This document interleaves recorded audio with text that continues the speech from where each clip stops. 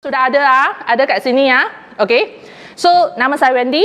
I'm from Agri-Food, okay, or Cert Eat. So these 3 days, akan 3 hari ya. You orang akan ada dalam training ni. Okay. The first 2 days is on the FSSC version 6. 2 days implementation courses. So FSSC sudah tukar version lagi. Bila tukar version maksudnya apa? Apa you orang kena buat? Belajar lagi. Selain belajar lagi, apa lagi? Apa lagi kena buat? Apa kena tukar? Procedure kena tukar lagi. So training kena attend lagi, procedure kena tukar lagi. Kena audit balik lagi. So that's why all of you are here lah. So, training ni kalau saya cakap bahasa dengan Mandarin ada problem. No no problem 没有问题Belajarlah bagus. Saya hanya ada 7 orang yang bahasa Melayu, yang lain semua Chinese ataupun you orang sudah biasa. Sebab dengar saja, as long as itu perkataan tu bukan Melayu, mungkin you tak faham lah. Kalau dia perkataan yang Melayu, mesti dapat cambunya. Betul? Okay. So, kita akan 2 bahasa sikit lah, ataupun 3 language lah. Okay. Objektif training ni adalah untuk kamu kenali, understand key requirements of the FSSC 2000 version 6. Okay. Training material semua sudah ada dalam you punya buku. So, kita tak leave out any of the slide. So, training ni kita harap kita boleh bincang berkenaan dengan requirement version 6 bersamaan dengan apa SOP ataupun aktiviti yang kamu kena buat untuk comply to the new standard. Okay? So, that's why you punya procedure akan tukar. And of course, we are going to discuss, kita akan bincang what is the expectation during the audit. Okay? So, these are the 3 main key lah. Of course, nanti bila saya ask you all to introduce yourself, I need 3 items from you.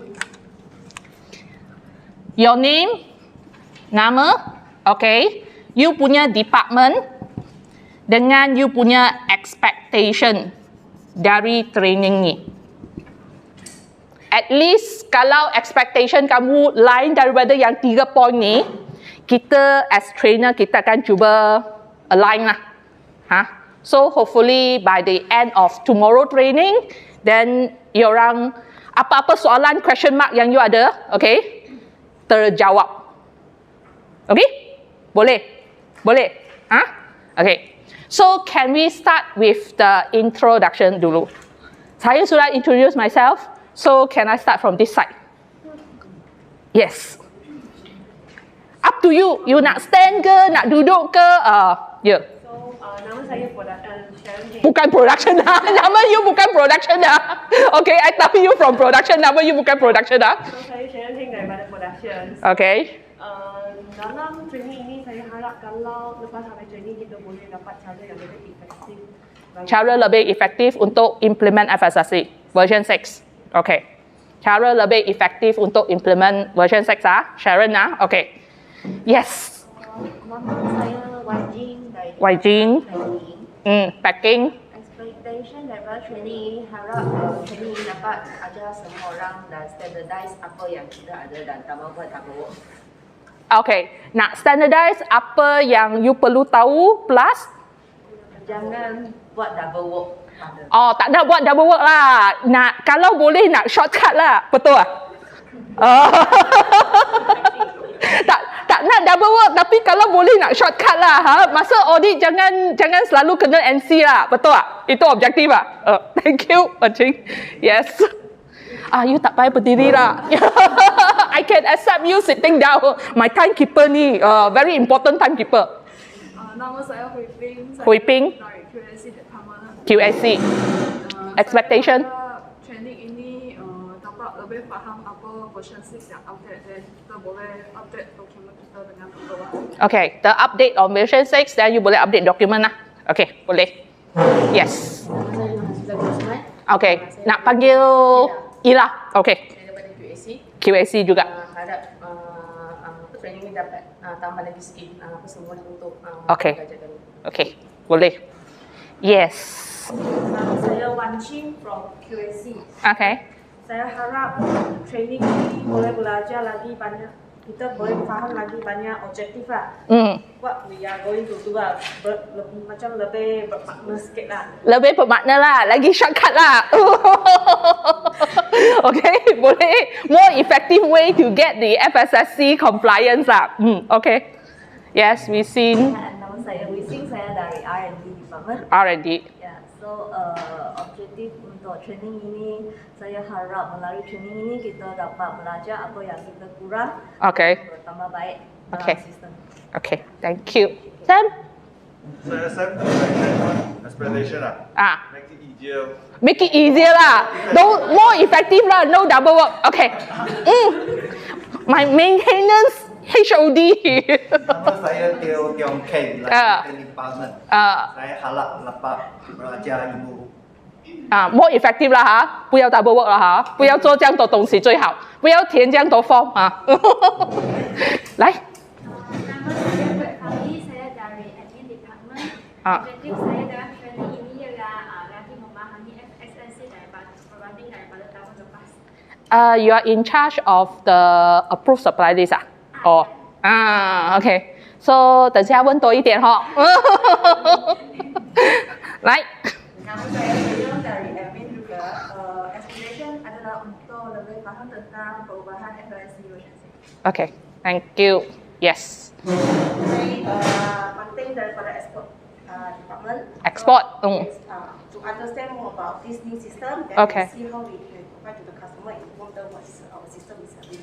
For export, you deal direct with customer, right? Yes. So you get all the first-hand customer requirement and also customer complaint.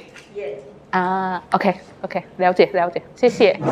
对 Saya datang dari store department. 对 Saya harap ini FSSC 6 boleh dapat efektif saya punya tempat kerja.，OK。kurangkan NC, tak payah isi banyak orang, traceability semua OK, pertuhatan. Yes. Daripada purchasing. Purchasing. Saya harapkan ini kita boleh tahu macam mana jadikan lebih sesuai dengan supplier. Okay, carikan lebih sesuai punya supplier. Also the procurement punya requirement, approved supplier list, evaluation risk assessment Yes. Saya pada SFD, Sales Marketing. Sales and marketing. Yang pertama saya rasa kita dalam pertukaran ini ada berkaitan dengan customer punya. Okay, customer punya requirement. Okay. Kedua ialah keseluruhan punya quality dengan safety sertifikat untuk kita punya negotiation dapat membantukan untuk jadi. Okay. Thank you. Saya sedia dari banking. Cynthia. Dari training ini, saya harap boleh meningkatkan diri untuk membantu company dalam operasi peningkatan lagi dan kurangkan quality. Oh, kurangkan quality issue, kurangkan customer complaint. Okay, yes. Mr. Lim, from the representative of, the two senior management. Okay, good morning to everybody. Speaking for the GM of the company. My main objective of this course is after go through this training section, my team member have a better clearing understanding of the environment. At the same time, most importantly, practice it in your workplace. Yeah. Create greater value added to the organization as a whole. And make sure next year your auditor come in tak kena rotan sebab sudah lepas training Yes, thank you Mr. Lim. Yes, Cik Adik.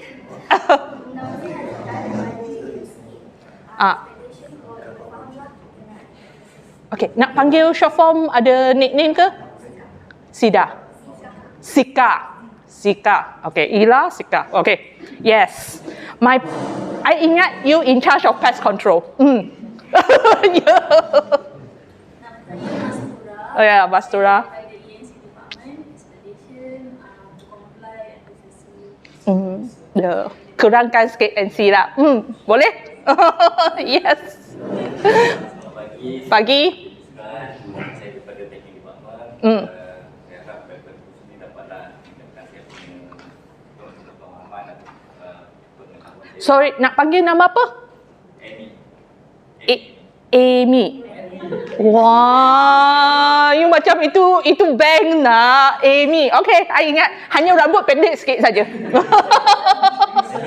Thank you. Kan, Amy kan yang tu the main vocal kan? Ya.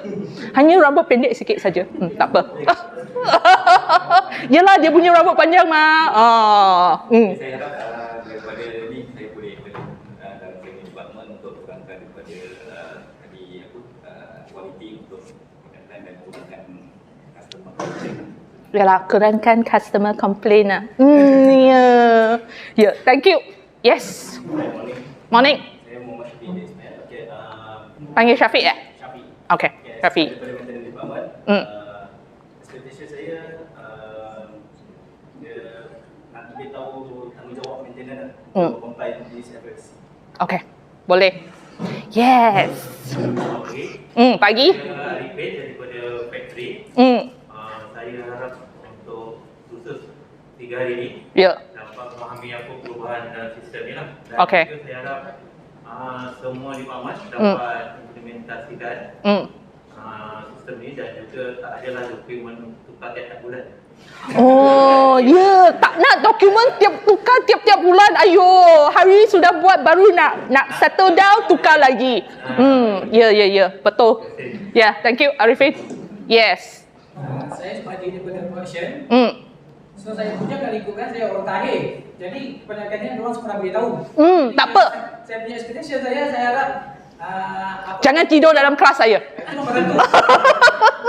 Saya nak fokus lah, ada kesepahaman berkaitan dengan kita punya keputusan supaya lebih fokus lah. Okay, boleh. I try. Yang untuk the new requirement semua tu, memang yang tu kita janji kita akan bincang. Untuk keep you all awake, jangan kasih tidur. Yang tu kita try lah, Sebab kadang-kadang susah nak cakap juga. You orang biasa 8 jam, 12 jam jalan kat bawah production kan. So sekarang saya minta you at least duduk kat sini 4-5 jam. So I rasa kadang-kadang susah sikit lah. Tapi I kasih you chance. Kalau you nak tidur, nak fishing, start to nak tangkap ikan, you boleh jalan kat belakang, jalan kiri kanan. Asalkan tak keluar dari bilik ni, saya okey. At least tak payah saya baling pen mah. Betul lah. Okay, so yang tu saja kita punya expectation. I punya peraturan untuk training yang kedua, you orang semua VIP dalam production ataupun factory. Ada lagi 2 mobile phone. So boleh letak silent mode tak?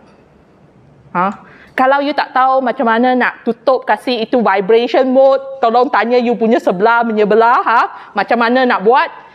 1 bunyi mobile, berapa ringgit? Berapa ringgit? You orang, I kasih you chance. You kasih I tahu berapa ringgit you nak kena tender. Sekarang semua orang tengok. Satu mobile phone punya, kalau iPhone I tak tahu lah, you tutup kat belah tepi. Yang Android punya, you tengok macam mana. 1 bunyi, nak berapa ringgit denda? 5 ringgit? 10 ringgit? Wah, semua diam ni. 5 ringgit, I rasa okey lah. Boleh tak, Mr. Lim? 5 ringgit. Lepas tu you kumpul itu duit. Wah, Mr. Lim tutup dulu dia punya bunyi. Nanti dia takut dia yang paling banyak kena dema. Okay. Then New Star collect. After that, apa you nak buat dengan whatever itu duit, you orang beli gula-gula untuk the next training ke whatever, is you punya decision. Okay. So itu saya minta. When you have ad hoc issue kat production, of course you kena step out. Kalau boleh jangan lebih daripada 15 minit lah. Kalau boleh lah. Saya pun faham you kena turun tangga, naik tangga balik. We adjust accordingly lah. Lepas tu ada lagi satu soalan yang mungkin kamu tertanya-tanya dalam you punya otak. Training ni ada exam tak? You rasa? Tak ada. Tak ada, macam mana nak buat evaluation? Training ni ada exam tak? Ada. Okay, saya nak tahu. You check you punya mobile phone, okay? Dalam bilik ni, kalau you guna you punya data, itu bar ada berapa? Ada 5 bar tak? Full bar. Full bar. So kalau esok saya buat exam, you tak ada excuse kata you tak boleh masuk. Betul Full bar? Full bar? Okay. Wendy buat exam tak macam you orang kena tulis punya. I punya exam adalah digital game. Top 5, you orang ada guna touch and go tak? Oh, bila dengar saja touch and go, ting, ting, ting, ting. Top 5, you ada touch and go e-voucher. Berapa? Berapa jari ni? RM50.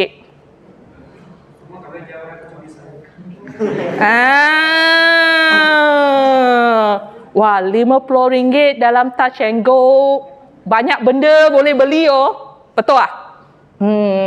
So kalau you orang nak achieve that 5 top places, okay, jangan tidur dalam kelas. Kena practice tekan itu button cepat-cepat dalam phone. Dengan you punya phone data kena full bar lah. So it depends on your knowledge, your luck, and also your internet speed. Okay So this is some of my profile. Tak payahlah cakap banyak-banyak. Tadi kita sudah buat icebreaker, introduction section. Okay. So now kita tengok itu overview. This year, FSSC, masa April Fool. I tertunggu-tunggu sebab dah lama tahu dia nak tukar version. Tunggu dia keluar itu procedure belum lagi keluar. Tiba-tiba dia keluar procedure baru pada 1st April 2023. April Fool Day. So, tapi itu April Fool bukan nak bergurau dengan you orang semua lah. Memang dia launch itu procedure version baru by 1st April 2023. So, at the current moment, you masih lagi dalam version 5.1. Okay? 5.1, dia ada dia punya additional requirement. Nanti saya akan tunjukkan itu website. Okay? Website by right, especially food safety team member. Siapa kat sini adalah food safety team member? Angkat tangan. You tahu macam mana nak masuk itu FSSC punya website Pernah masuk tengok itu website apa address saya pun tak tahu. Nanti saya tunjukkan. Okay. So itu website semua additional requirement on the scheme semua ada dalam website. Hanya 2 benda yang tak ada dalam website adalah you punya standard ISO 20000 dengan TS standard. Okay. So website ni dia ada dia punya part 1 appendix dengan annex. Semua berkenaan dengan macam mana nak comply dengan itu scheme. Okay, so sekarang saya tunjukkan itu website. Let's see.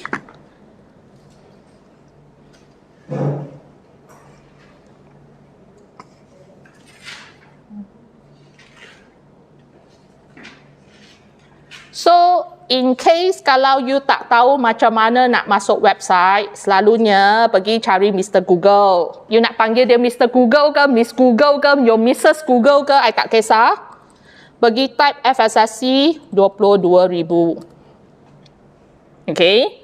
So, make sure you jangan silap masuk page Ini adalah certification body. So, logo ni kena ingat.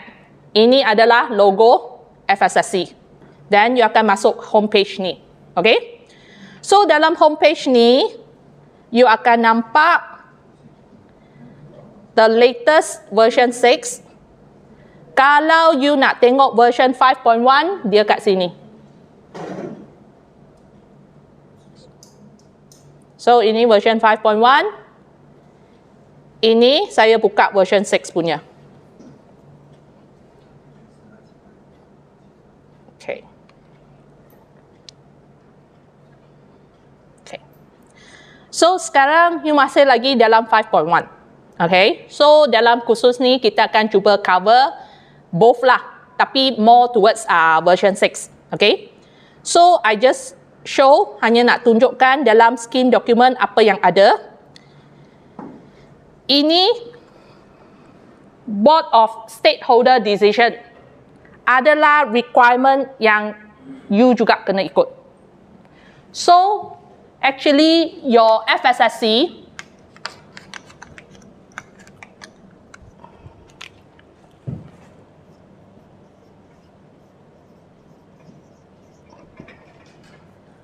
ISO 22000 plus PRP datang daripada you punya TX, campur additional requirement dari FSSC, campur BOS, bukan you punya bos, Board of Stakeholder Decision. Okay, now saya buka itu Board of Stakeholder Decision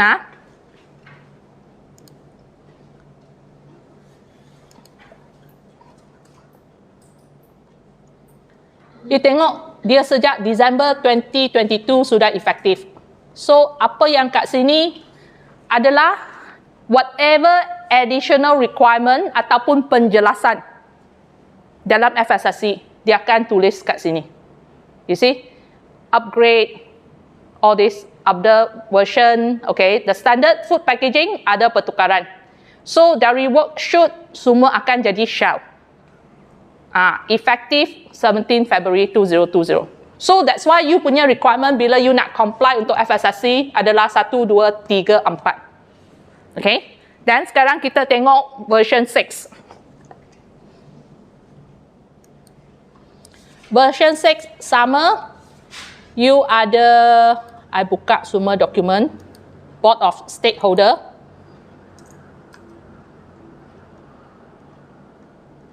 Dia efektif April 2023 tahun ni.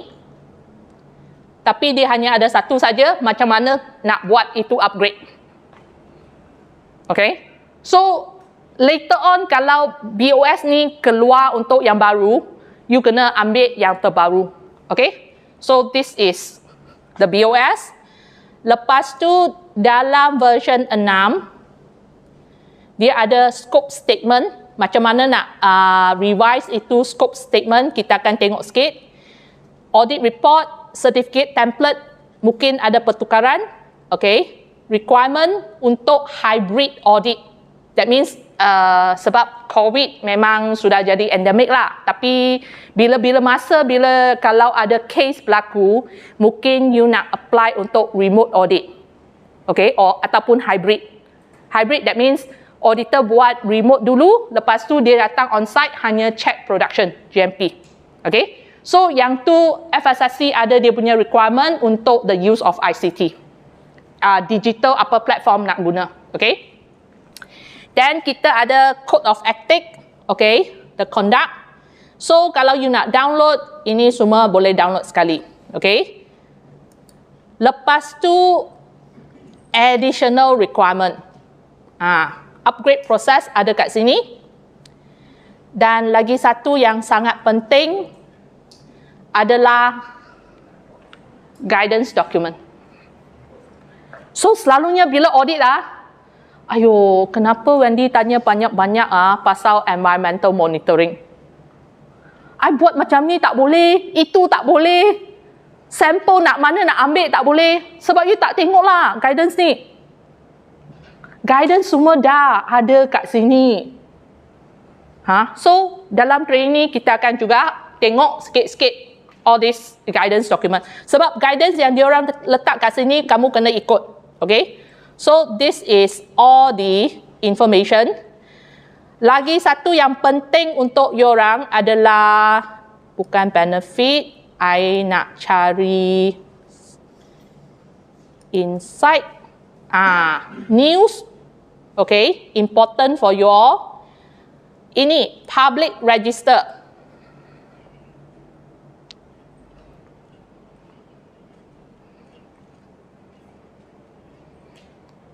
Public register adalah list untuk you cari you punya supplier ke, you punya nama sendiri yang sudah certified FSSC 20,000, memang ada kat sini. Informasi semua betul. So sekarang kita tengok nama you betul ke tak betul kat sini.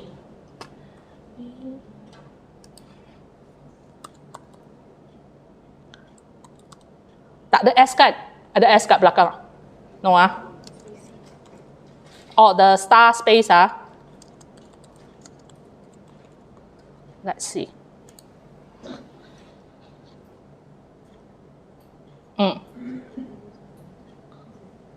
This is your FSSC number, ID number. Okay? You punya certificate valid sampai 31 Mei 2025. Nanti I nak buka. Here. Address ada letak kat sini. You punya product scope, ambient stable product, kategori ada kat sini. You punya scope wording pun ada kat sini. C4. Okay? So, informasi ni semua kena betul. So, from time to time, kalau you dapati information kat sini tak betul, you kena inform certification body. You kena inform kita orang. Dan kita akan inform FSSC. FSSC akan buat pertukaran. Ta hui bang ni kai. Okay? So this is the public register. In case if you want to know about your competitor,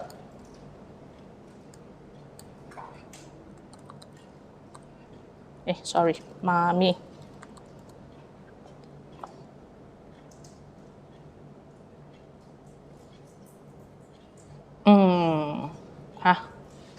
So in case kalau you nak tahu you punya supplier, diorang FSSC ke bukan FSSC, this is also the website that you be searching for. Okay? Ada lagi satu website.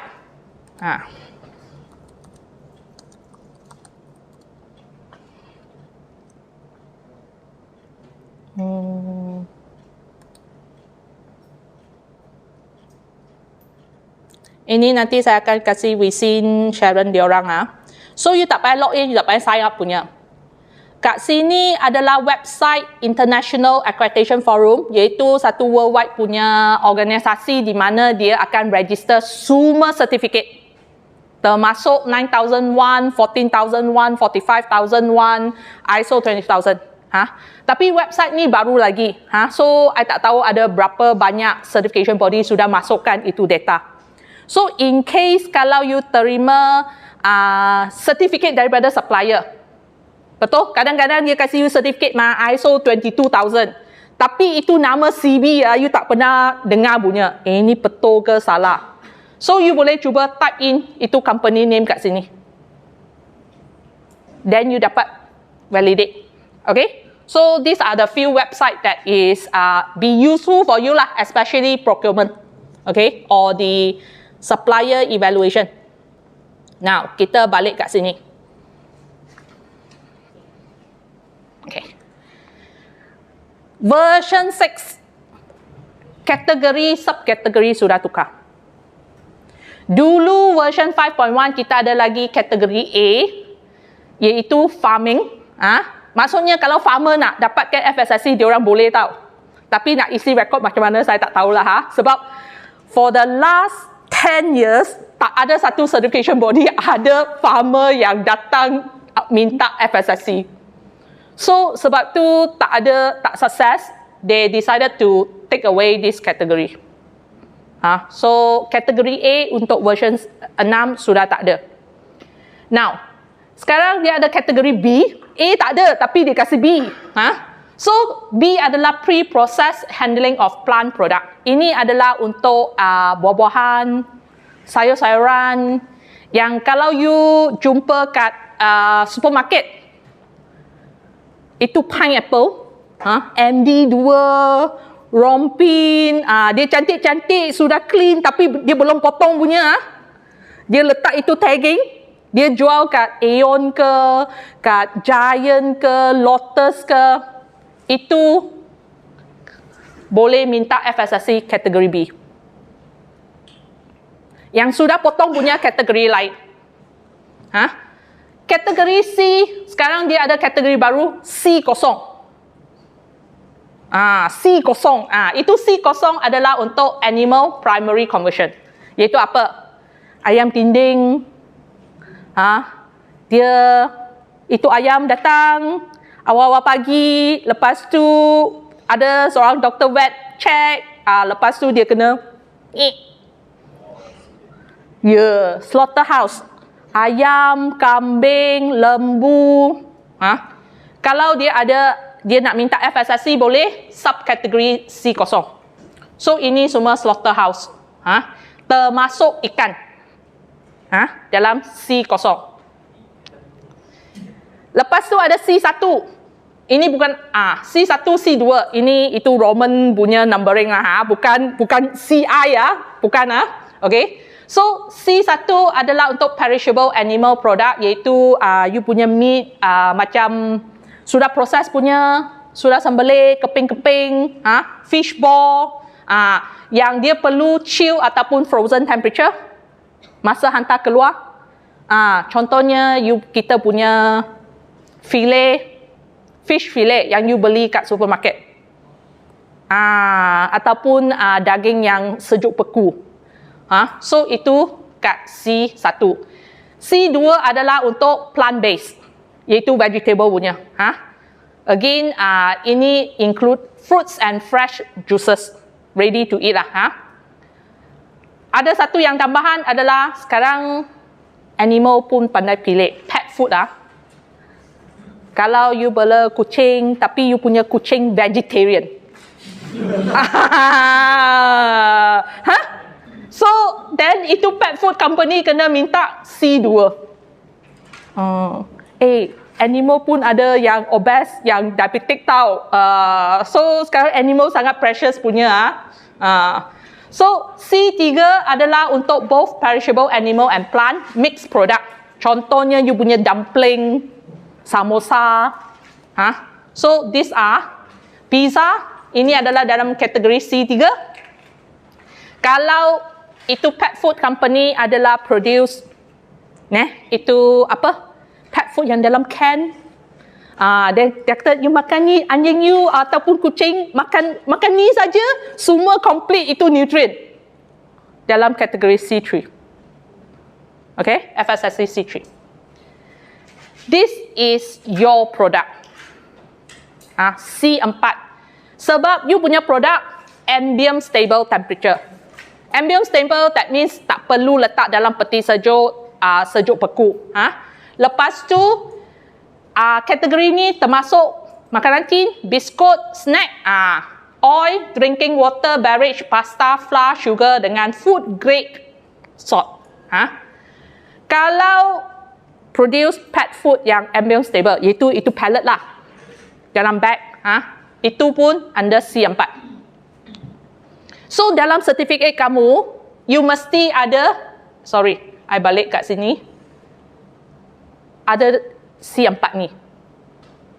Kalau kategori ni tukar, then you kena tengok balik itu FSSC punya procedure. Okay? Kategori D adalah untuk animal feed yang belum siap untuk, dia bukan makanan sempurna untuk animal. Dan makanan ni adalah untuk both non-food producing animal dengan food producing animal. Iaitu ayam, itik, lembu, kambing yang kena sembelih punya. Kalau dia punya makanan haiwan under kategori D. Kalau you beli corn untuk animal yang lain, macam you bela ular ke ataupun anak ke tapi you tak sembelih, guinea pig, so itu makanan haiwan tu adalah dalam kategori D. Kecuali kalau you jadikan animal tu vegetarian lah. Dan itu patah balik pergi kategori C2. Okay?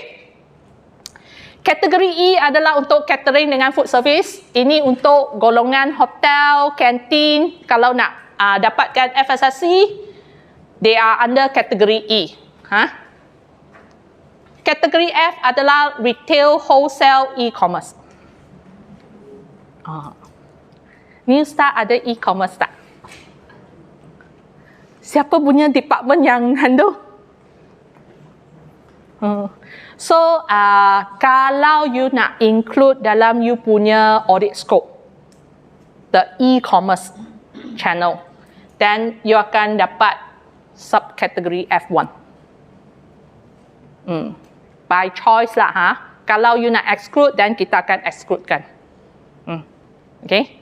So, ini adalah untuk semua yang retail. Kalau you supermarket ke, wholesaler ke, is under F1. F2 adalah kalau you trade ataupun e-commerce untuk sendiri punya produk without physical handling. Online transaction saja. How this will happen will be, for example, if you trade your own product, but you also trade other people's product. Okay? Let's say you juga trade mixed nuts. Kacang putih. Tapi itu kacang tak masuk you punya store punya.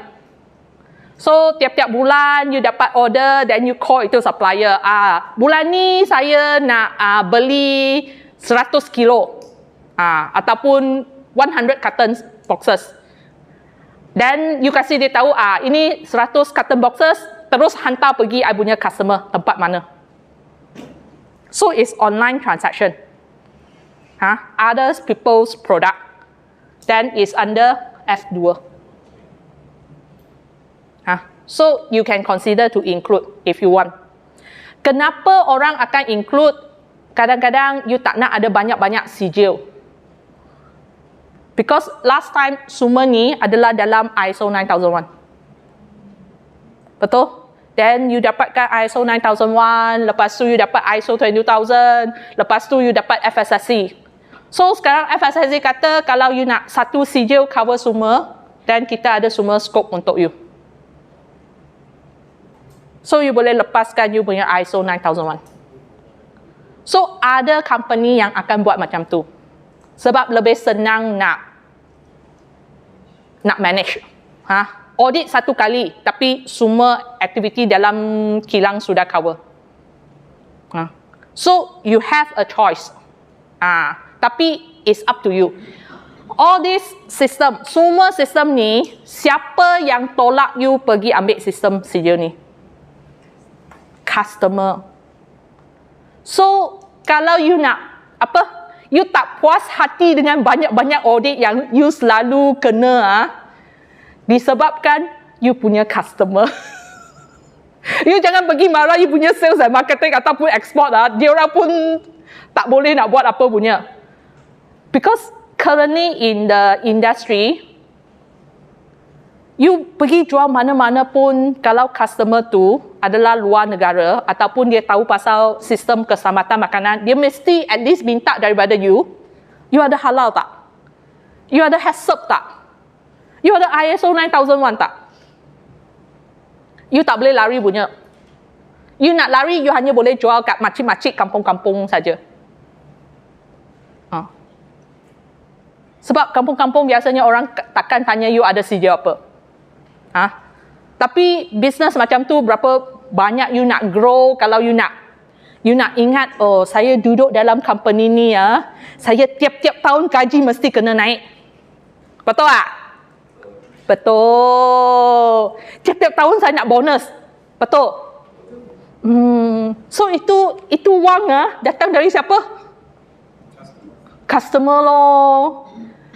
Jadi customer minta apa, you kena kasih apa kan? So actually setiap you orang different department, you orang adalah dalam kapal yang sama, on the same boat. Kalau you tak bekerja sama, satu belah ada masalah, the other side also ada masalah. So kadang-kadang you ingat, you sales and marketing selalu datang dengan customer requirement. Lepas tu customer complain. Lepas tu saya kena tiap-tiap bulan tukar procedure. Customer ni mau dia ni, saya kena buat certification ni. Lepas tu customer nak itu, saya nak buat lagi satu. Banyak susah lah you orang ni. Kenapa you tak pergi bincang dengan itu customer? You minta satu cukup lah, jangan selalu tukar. Kita semua kat sini pun consumer, betul tak? Bila you pergi supermarket, contoh you nak beli biskut saja untuk anak. Tak ada anak you beli biskut untuk you punya girlfriend, boyfriend. You pun pandai pilih, betul tak? Apa yang you pilih? Apa yang you pilih kalau you nak masuk pergi supermarket beli biskut saja? Murah lagi sedap. Murah lagi sedap. Lagi? Packaging kena cantik. Kena kemas, nampak ada kelas. Lagi apa? Kalau ada promosi lagi bagus. Kalau dia ada hadiah free lagi bagus.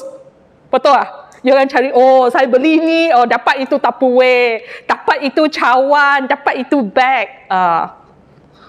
You pun pandai pilih mah. So, you punya customer pun akan pilih. Okay? So, these are all the category. Kategori G untuk warehouse. You tak payah, you jangan takut, Miss Tan. You punya warehouse sudah masuk dalam original kategori C4 punya. Ini hanya untuk kalau you ada guna external warehouse. Ada guna external warehouse tak? Masa ni tak adalah kalau ada, kalau you nak external warehouse tu sama standard dengan you, diorang boleh dapatkan FSSC.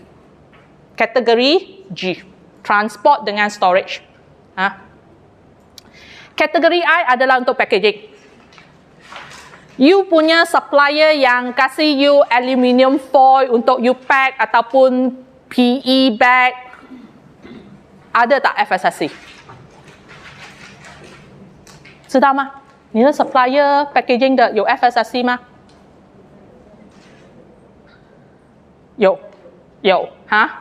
Kalau you punya supply packaging ada FSSC, you tengok dia punya certificate, dia mesti ada kategori I kat situ.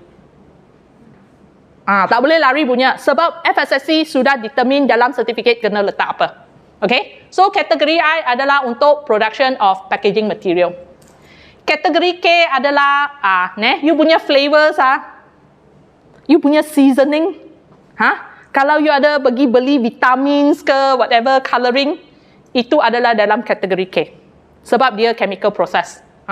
So, this is all the scope in FSSC version 6. Now, version 6 masih ada lagi unannounced audit. Unannounced audit kita orang last year? This year. You sudah lepas. So, rasa-rasanya bila auditor akan datang balik unannounced?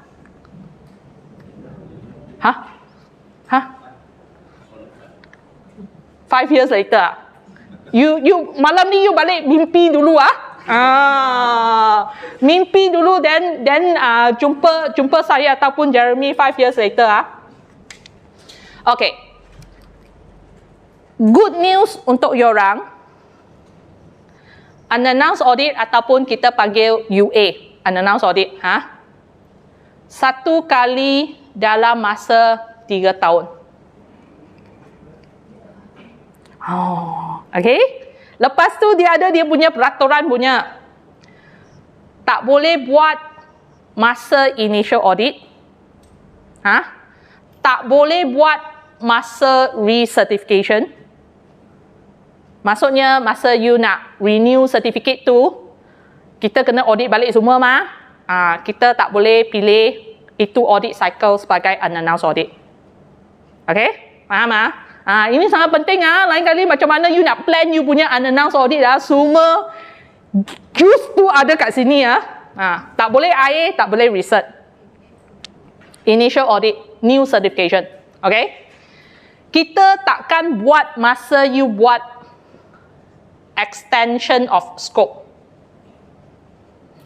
Kadang-kadang you ada mungkin snack baru yang you nak tambah scope. Masa tu juga kita takkan buat unannounced audit. Okay? So, these are the rules. Lepas tu, Sekarang unannounced audit akan kena buat between 8 to 12 months from the previous audit. Now, ini saya padam dulu I punya timekeeper ingat kalau tak nanti you lapar, I punya unborn participant lapar dan saya tak boleh guarantee Okay, sebab sini tak ada jam tau, so I tak boleh nampak. So I depend. Ayo, kat sebelah sini macam mana tengok. So I hanya boleh depend muka you saja. Okay, UA. So tak boleh buat masa research IA dengan extension scope. Now, dia kena buat 8 hingga 12 bulan dari previous audit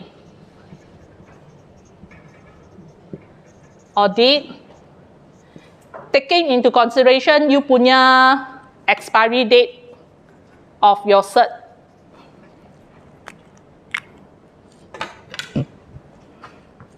Okay, now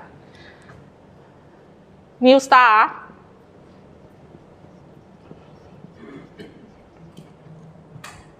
Your expiry date of cert, betul? Tadi you nampak punya kat website. Tahun ni punya audit first day bila ingat lagi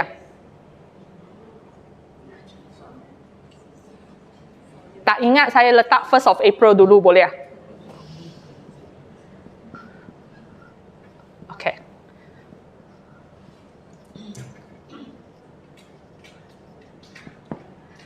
This year adalah S2, surveillance 2 ataupun research. Surveillance 1 or 2? Okay, surveillance 2. Okay. So, 3 tahun satu kali kan? UA 1 kali 3 tahun. Okay. So, surveillance 2. So, 2024 RC. Let's say ini surveillance 2 lah Okay. 2025 S1. Okay. 2026 S2. 2027 RC balik. So, auditor tak boleh datang kat sini, tak boleh datang kat sini. So, kita boleh either pilih ini ataupun ini. Faham? Either one. Okay. Let's say assuming kita pilih S2 balik. Let's say ini pun auditor datang 1st April. So, ini sebab adalah UA. So, auditor boleh datang dari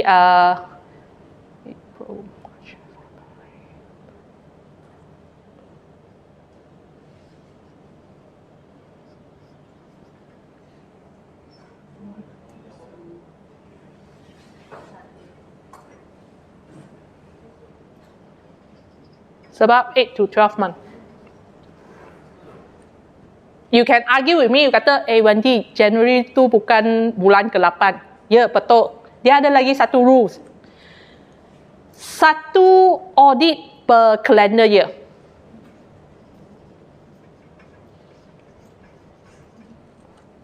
Which means, kalau saya sudah masuk bulan 4, I tak boleh masuk bulan Disember 2025. So, your time zone ataupun duration akan jadi kat sini. Actually, you punya audit timing banyak cantik punya. Why? Now, Wendy kasih you tahu, apa lagi rules yang you boleh narrow down you punya unannounced audit. Punya date. Kasih, in a way, prepare you akan tahu bila auditor akan masuk lah. So, auditor boleh datang 1st January sampai 1st April. Kenapa 1st April? Sebab ini adalah the last audit date, first day. Okay? Now, dalam 8 hingga 12 bulan ni, 1st April adalah 12 bulan mah, sudah due mah, betul? You ada 10 hari yang you boleh kasih tahu auditor ataupun certification body, you tak boleh masuk 10 hari ni. Sebab I punya bos tak ada lah, I punya bos pergi melancong lah, kita ada team meeting lah, apa-apa sajalah 10 hari. Okay? Itu yang kita namakan blackout dates. Lepas tu, kalau you ada plant shutdown. Plant shutdown maksudnya, Mr. Teo kata, kita nak ambil kesempatan Chinese New Year, saya nak buat overhaul kat plant. So Chinese New Year, selain itu 2 hari cuti, semua orang pun cuti, dan you sekali you tambah itu plant shutdown mungkin 1 minggu tutup. So,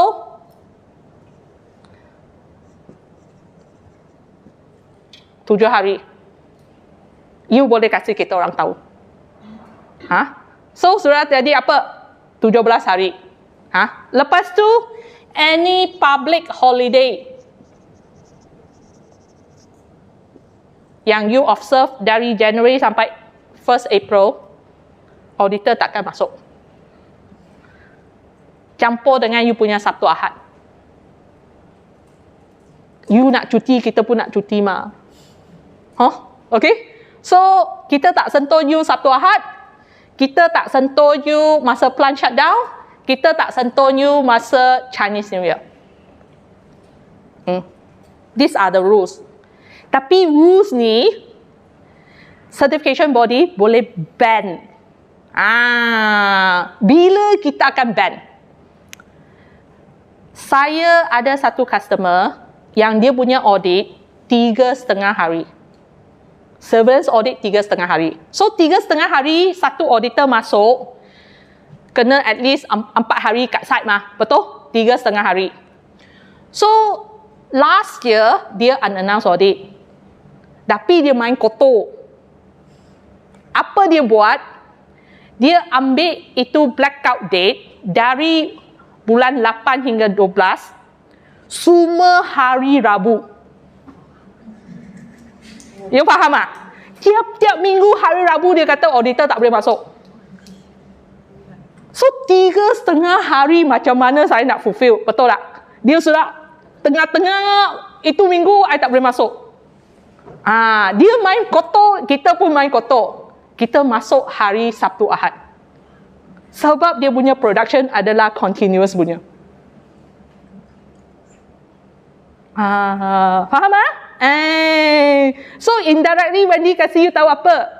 Jangan main kotor dengan Wendy nanti I kenakan you Sabtu I sampai kat sini I call Sam. Sam, saya sudah ada kat factory. Kelam kabut dia akan cari semua HOD balik. Okay?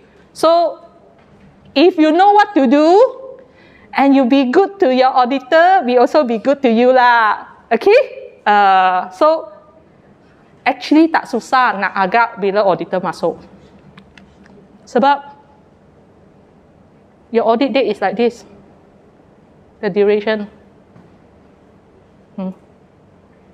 Dan 1st of January kita tak masuk punya. You punya Chinese New Year kita tak masuk punya. Sekali nanti Mr. Teo kata bulan ni saya ada plant shutdown 1 minggu. Nak installation ke apa kita tak masuk. Yang lain kita masuk. Okay? So faham Masa unannounced audit, auditor datang saja, dalam masa setengah jam mesti kena masuk production. So kita takkan ada opening meeting macam biasa. So the briefing will be very short. Tapi tahun ni I tahu you orang terberanjat lah. I pun terberanjat. Sebab kenapa tahun ni masa I masuk banjir kat Batu Pahat. I actually started my journey 5:30 in the morning tau. 5:30 pagi I ingat, saya sempat sampai kat Batu Pahat, makan breakfast, lepas tu masuk kilang pukul 9. Mana tahu banjir. Tengok kereta depan itu Myvi, wah dia jalan. Okey, mungkin banjir tu tak teruk sangat lah. I pun kereta SUV, Mazda boleh lalu juga. Dan I ada yang lagi satu kereta kat belakang Hilux wah lagi garang. Mungkin nampak saya women driver kot. Dia cut saya terus jalan. So saya ingat, okay, Myvi boleh jalan, Hilux boleh jalan, I mesti boleh jalan lah. So jalan, separuh jalan, air sudah naik. Myvi dengan Hilux tukar balik. Dia U-turn. I siap lagi ambil video, kasih tahu you punya abang Jeremy. Alamak, I macam dalam pulau lah. Tapi itu Myvi dengan Hilux on call, you know, I open, I letak itu stand. Dia orang tengok itu area. I kata, itu Myvi dengan Hilux boleh lalu, I punya Mazda mesti boleh lalu punya lah. Tapi kalau I stuck, then this unannounced audit macam mana? So Jeremy kata, kalau you stuck you call Sam. Sam cari tow truck, tarik you keluar. No. Then diorang U-turn. Wah, diorang U-turn, I cepat-cepat pun U-turn lah. So I U-turn, I tak dapat cari jalan masuk. So masa tu I sampai kat sini pukul 11 pagi. So Wisin pun surprise, Sam pun surprise. I ingat you unannounced audit sampai pukul 9. Tapi you 11 lebih baru sampai. I kata, yalah sebab I tak dapat cari masuk. You punya tempat surrounding banjir. So I kena, then I tak boleh call you I call you, then you mesti tahu, oh Wendy tengah masuk. So that's why I try to find my own way lah. Nasib baik sampai jugalah. Kalau tak sampai, I akan tukar hari untuk audit dah. So sometimes unannounced audit, you can get the surprise, auditor pun boleh dapat surprise punya. So please plan accordingly. FSSC tak ada lagi observation Ini orang tahu sudah lama punya. Jangan bincang dengan you punya auditor. Ayo, you kasih chance lah. Ini saya, itu lampu hari ini baru rosak punya. You masuk dia rosak. Itu air semalam kita check tiap-tiap hari pagi kita check pre-startup punya pun tak ada masalah. You masuk dia sudah menitis. Auditor always have auditor luck, betul Auditor 永远是很 lucky 的。你们不要他见到什么，他进去他就见到什么的，对吧？Always like that But you check banyak-banyak kali sebelum tu 2 minggu, 3 minggu, tiap-tiap hari masuk kilang bising, nak audit dah. Tapi bila auditor masuk, jumpa juga benda. So FSSC tak ada lagi observation, paling kurang minor, okay? Minor punya finding, you ada masa 28 hari. 28 calendar day. Termasuk Sabtu Ahad. Tapi selalunya auditor akan kasih you 14 hari saja. Kenapa? Sebab dalam 14 hari bila you orang bincang dalaman apa yang you nak buat, itu root cause analysis, kadang-kadang you mungkin tersilap faham apa auditor mahu. So kita tak nak kasih you total 28 days supaya bila you sudah buat plan you punya corrective action, you datang balik, kalau dia adalah tersesat kat arah lain, kita boleh tarik you balik. That's why your total time is 28 days, tapi masa audit selalu kita minta 14 hari tolong kasih balik. Itu corrective action plan. So sempat lagi. Major NC you juga ada 28 hari untuk jawab, tapi kena follow up audit. Auditor akan datang balik untuk check. Especially kalau major NC tu adalah berkenaan dengan practices implementation. Kalau itu major NC adalah berkenaan dengan you punya certificate of calibration, you punya temperature probe yang CCP tu you lupa buat, ataupun sudah buat tapi result semua tak ada, sebab you tak bayar you punya calibration company, so dia tak nak lepaskan itu result. Then you boleh hantar certificate tu pada auditor lepas within that 28 days. Dan kita boleh close. Tapi kita masih panggil tu follow-up audit. Off-site lah. Off-site follow-up audit. Critical NC. Ini selalu kita try to avoid punya. Critical NC adalah contoh. On-site, mungkin terus jumpa produk kita sampel, ada najis tikus. Ataupun itu produk, you punya testing result, heavy metal sudah out of spec. Dan produk sudah ada kat market. Dan you tak tarik balik. Sebab you pun tak tahu. Itu result bila terima, you simpan saja. Bila auditor tengok, kenapa ini plum-plum dengan lead sudah out of spec? Baru you tahu. So you punya produk sudah ada kat market, then you tak tahu, and you tak tarik balik, is a legal requirement, safety issue, critical NC keluar. Critical NC keluar, certificate immediately suspended dalam masa 3 hari. So, dalam FSSC punya website, you akan nampak you punya nama company, touch wood lah, under suspension. So, ini selalunya we will try to avoid.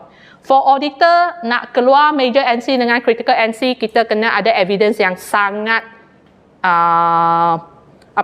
strong, kukuh. Untuk keluarkan itu NC. Sebab that report will be questioned by FSSC, will be questioned by the technical group, and also it will be questioned by your management. Sebab you punya status dalam FSSC website akan tukar. So it's an impact.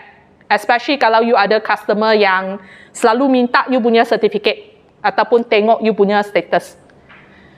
You don't be surprised that your competitor will check on your company status on the website punya. Because competitor they wanted to know, you are FSSC certified, I also FSSC certified. So if your status change, kalau you subscribe pada FSSC punya website, any of the status change, itu email akan datang punya tau.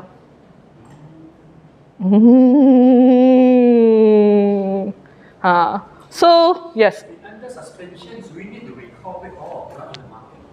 Okay, if let's say the product is really unsafe, then yes, you need to recall back.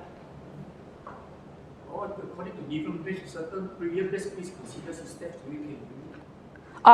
If the product is already out, okay, I give you one example. Company name cannot tell lah. Totally cannot tell. Nanti saya cakap company name, you orang semua tahu, you cakap kat luar. So in this was an old case. In 2017, I got a chance to audit a multinational ice cream factory.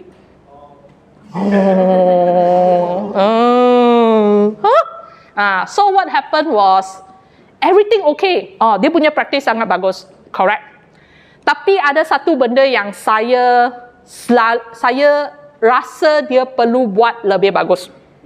Dia ada warehouse management system. Warehouse management system.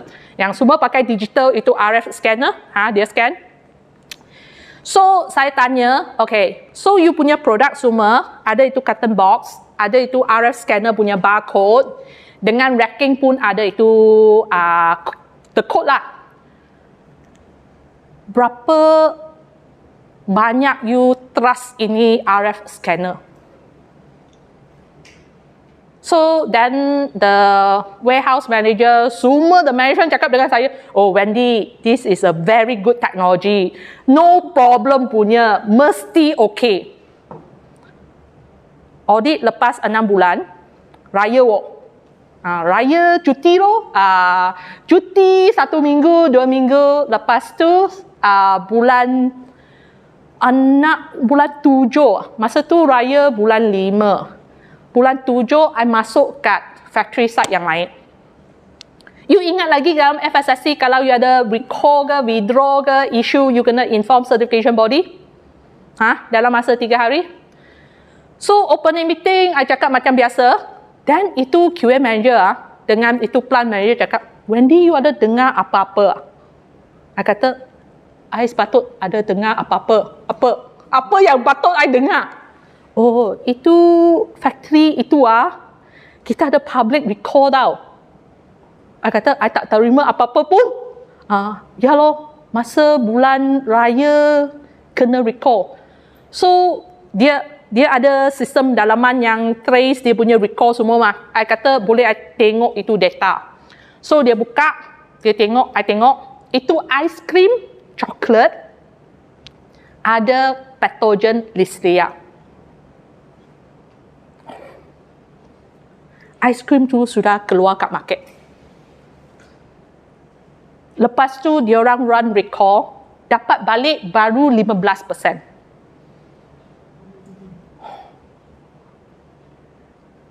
The 85% of the ice cream, this company is very big.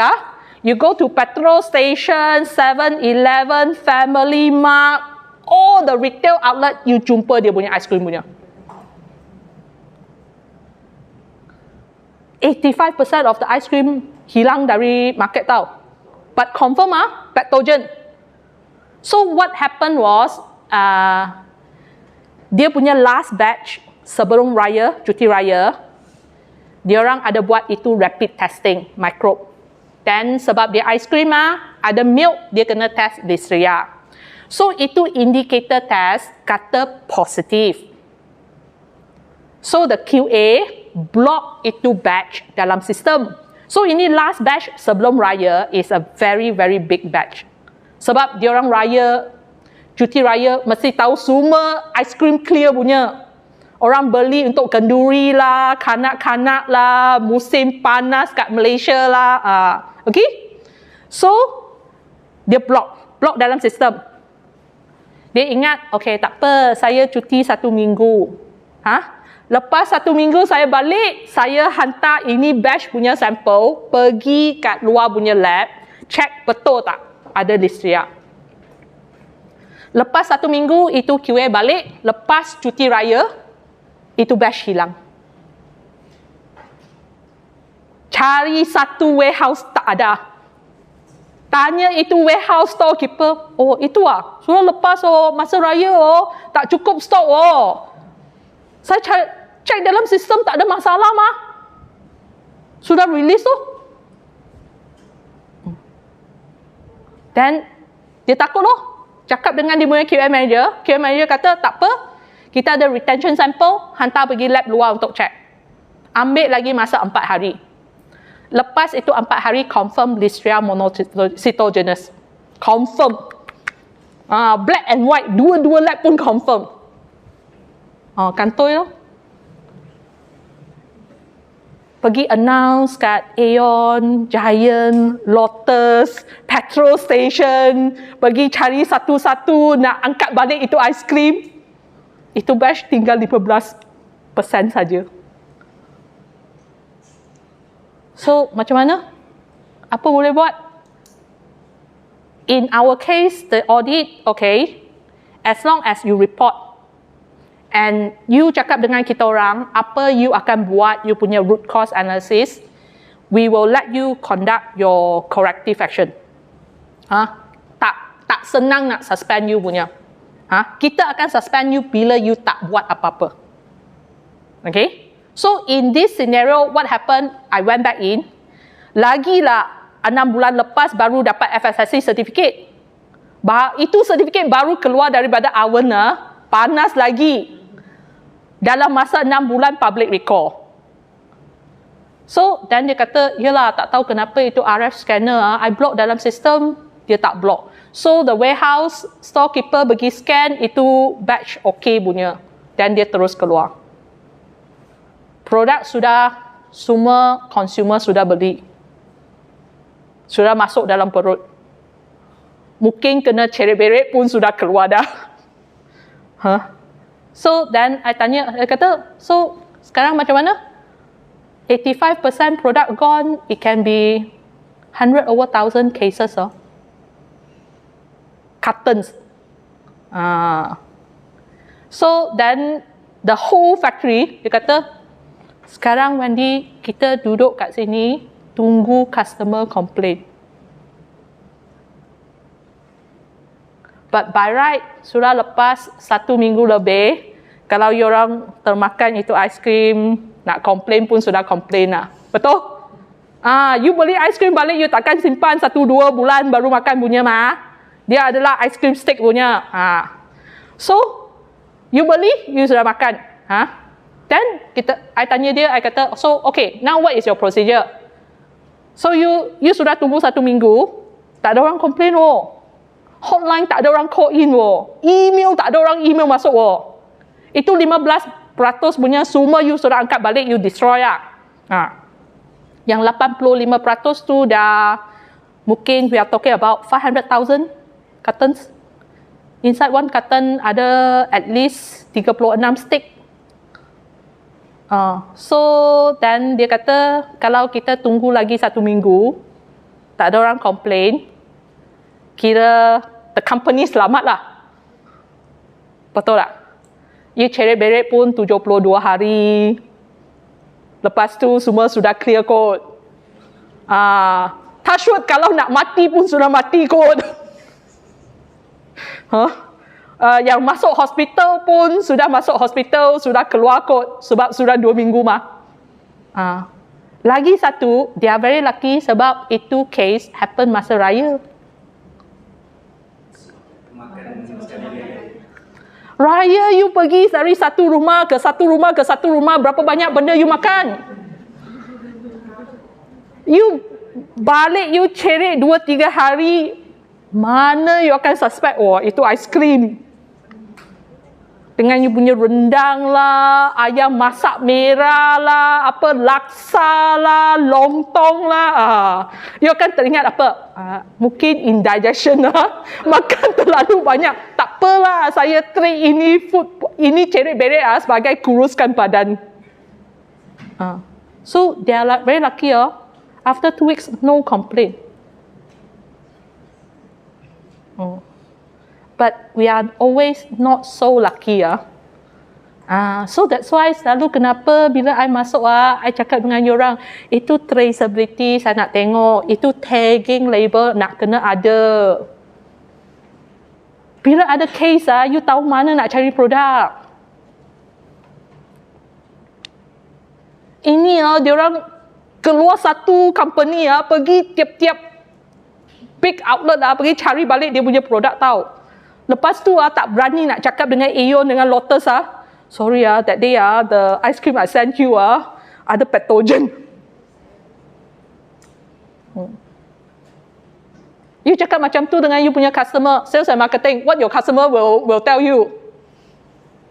Tak ada how pun ada how punya. Betul tak? So, traceability sangat important. So, if the product is already out of market, then all you can do is wait for the complaint. If no complaint, you should know, okay, kamu kena tahu you punya product life cycle in the market. You tahu tak? You roughly know that dalam majority you punya consumer, kalau you mesti tahu you punya produk, bila you sudah produce kat sini, berapa cepat you boleh letak kat shelf. You punya customer punya tempat jual.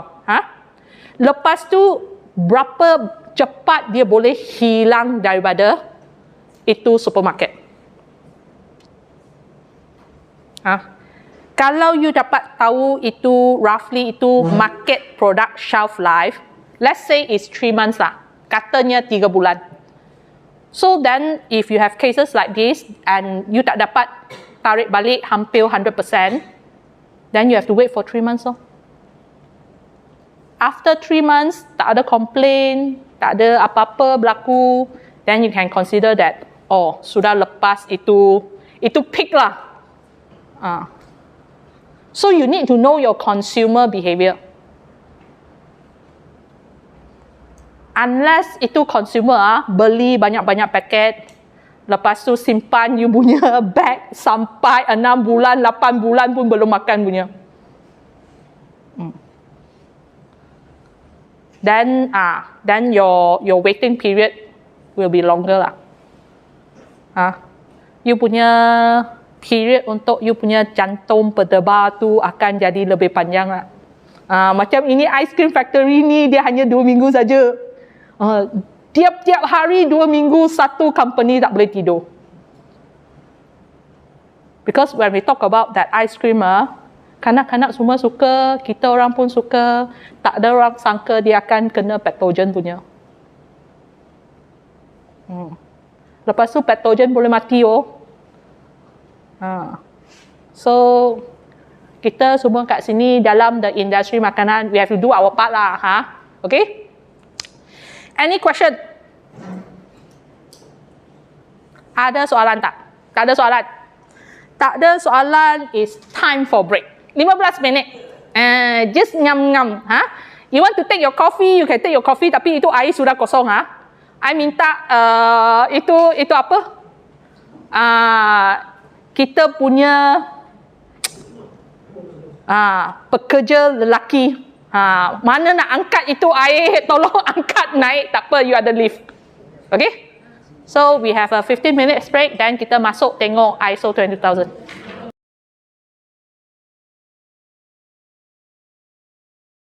So sekarang kita akan bincang pasal the upgrade process.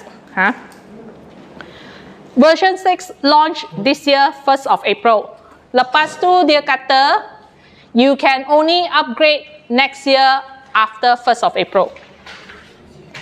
So within our customer pool, new star will kena first lah. You punya audit selalu bulan berapa? Next year you nak bring forward to bulan Mac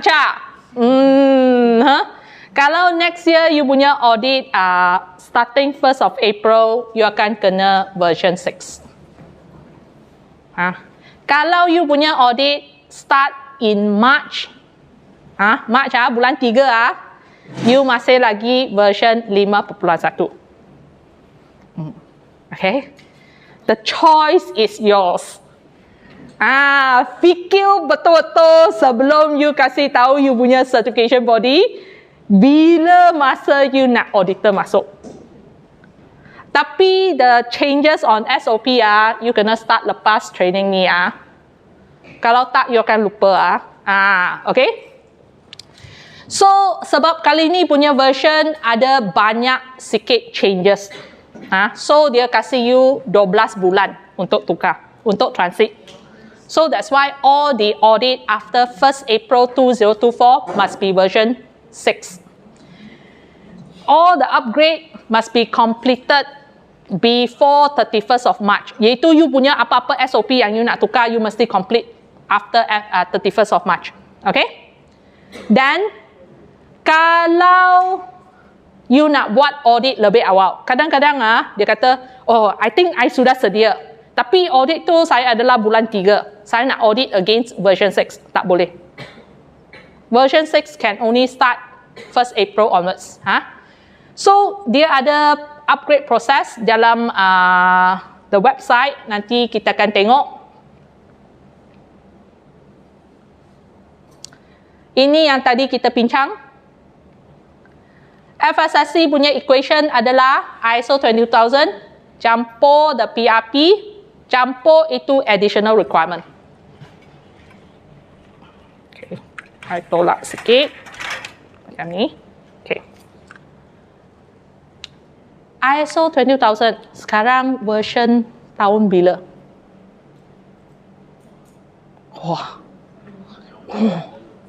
Nanti exam keluar macam mana?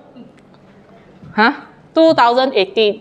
So ISO 22000, kalau you nak tahu when was the year that it came out, adalah semicolon yang kat belakang. The version sebelum 2018, semua sudah kasih balik itu standard. 2005. 2015 is your ISO 9001. Okay, your ISO 9001 now is 2015. Now, your next question, exam question you punya PRP ikut ISO TS 22002-1.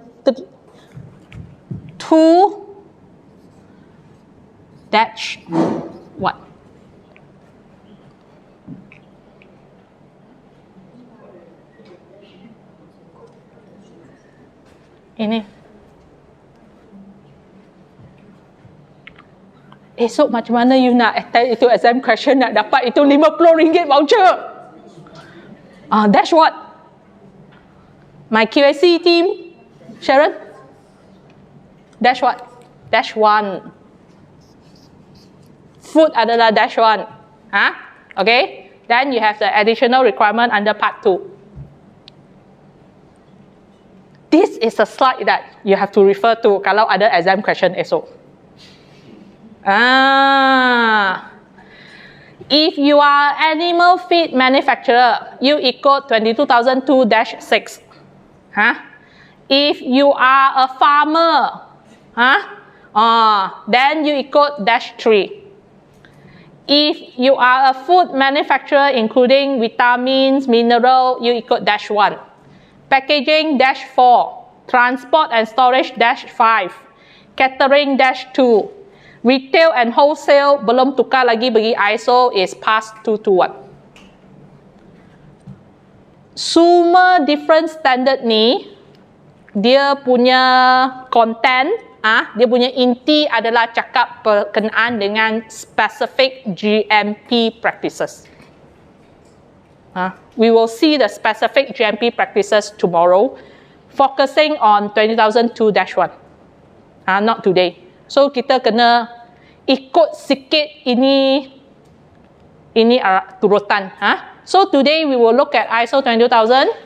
Tomorrow kita tengok specific prerequisite requirement campur dengan whatever that is changes in the version 6 additional requirement. Okay. So any question on this part? Ini hanya apa? The topping on your cake saja.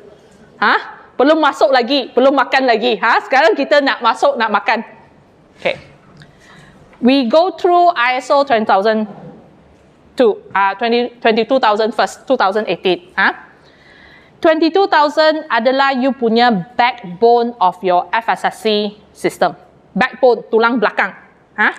So, kebanyakan management element, HACCP principle, semua ada dalam di 22,000.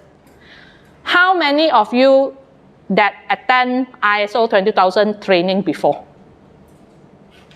Pernah kan? ISO 20,000 training pernah attend kan? Syafi macam, ya ke? Gila. Ingat lagi itu trainer siapa? Dan ini bukan Wendy ya. Sebab ini kali pertama saya masuk untuk training. Tapi ada lagi yang kat sini yang tak pernah attend ISO 22. Tak ada. Semua sudah attend. Oh, seorang saja. Okey. Lagi siapa? Fani pun belum lagi. Okay.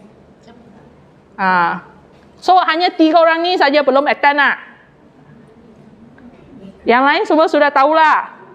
So kalau saya panggil nama, boleh jawab lah. Oh, tak boleh. Cuba jawab tak boleh. Bila Wendy kata kena panggil nama saja, tak boleh. Semua tak boleh. So ISO 20000 dia adalah satu management system. Bila kita kata management system, maksudnya semua benda-benda yang you buat kena ada SOP. Setiap department bukan boleh bekerja sebagai silo sendirilah. Contohnya bila sales and marketing dapat itu customer order. Kalau dia tak ada production punya staff, tak ada maintenance bagi support itu machine okey ke tak okey, tak ada QAC bagi check, tak ada orang pergi pack, tak ada warehouse nak arrange ataupun logistik nak arrange itu produk keluar pergi customer, you think itu sales and marketing boleh achieve the order? Tak boleh kan? Within the 24 hours itu customer akan call balik marah dia sampai mak bapak pun tak tahu nama apa. So all of you are working in a system interrelated, tapi you ada you punya SOP yang sendiri dalam you punya department. Okay? So, itu yang kita kata management system. You are not stand alone. You tak boleh stand alone. FSSC has served halal 9001 sistem yang you ada dalam New Star, semua adalah management system. So, in other words, tak ada satu department yang boleh cover semua masa audit. During audit ataupun nak buat implementation, all of you are involved.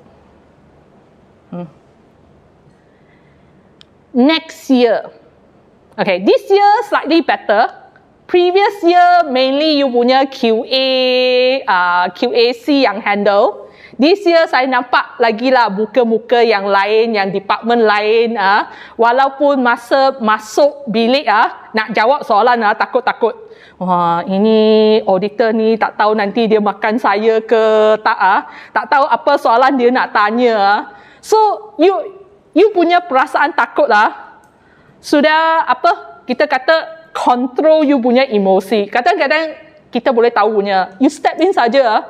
You rasa takut nak duduk sebelah. Itu rekod lah you bawa. Wah, you pegang kuat-kuat.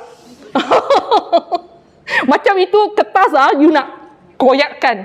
Lepas tu tiap-tiap satu soalan itu auditor tanya. You pun, Then you pergi tengok wisin, you tengok QAC yang lain. Apa dia dah? Apa saya nak jawab? Betul tak? Biasa kan? So, auditor pun faham punya, saya boleh camp.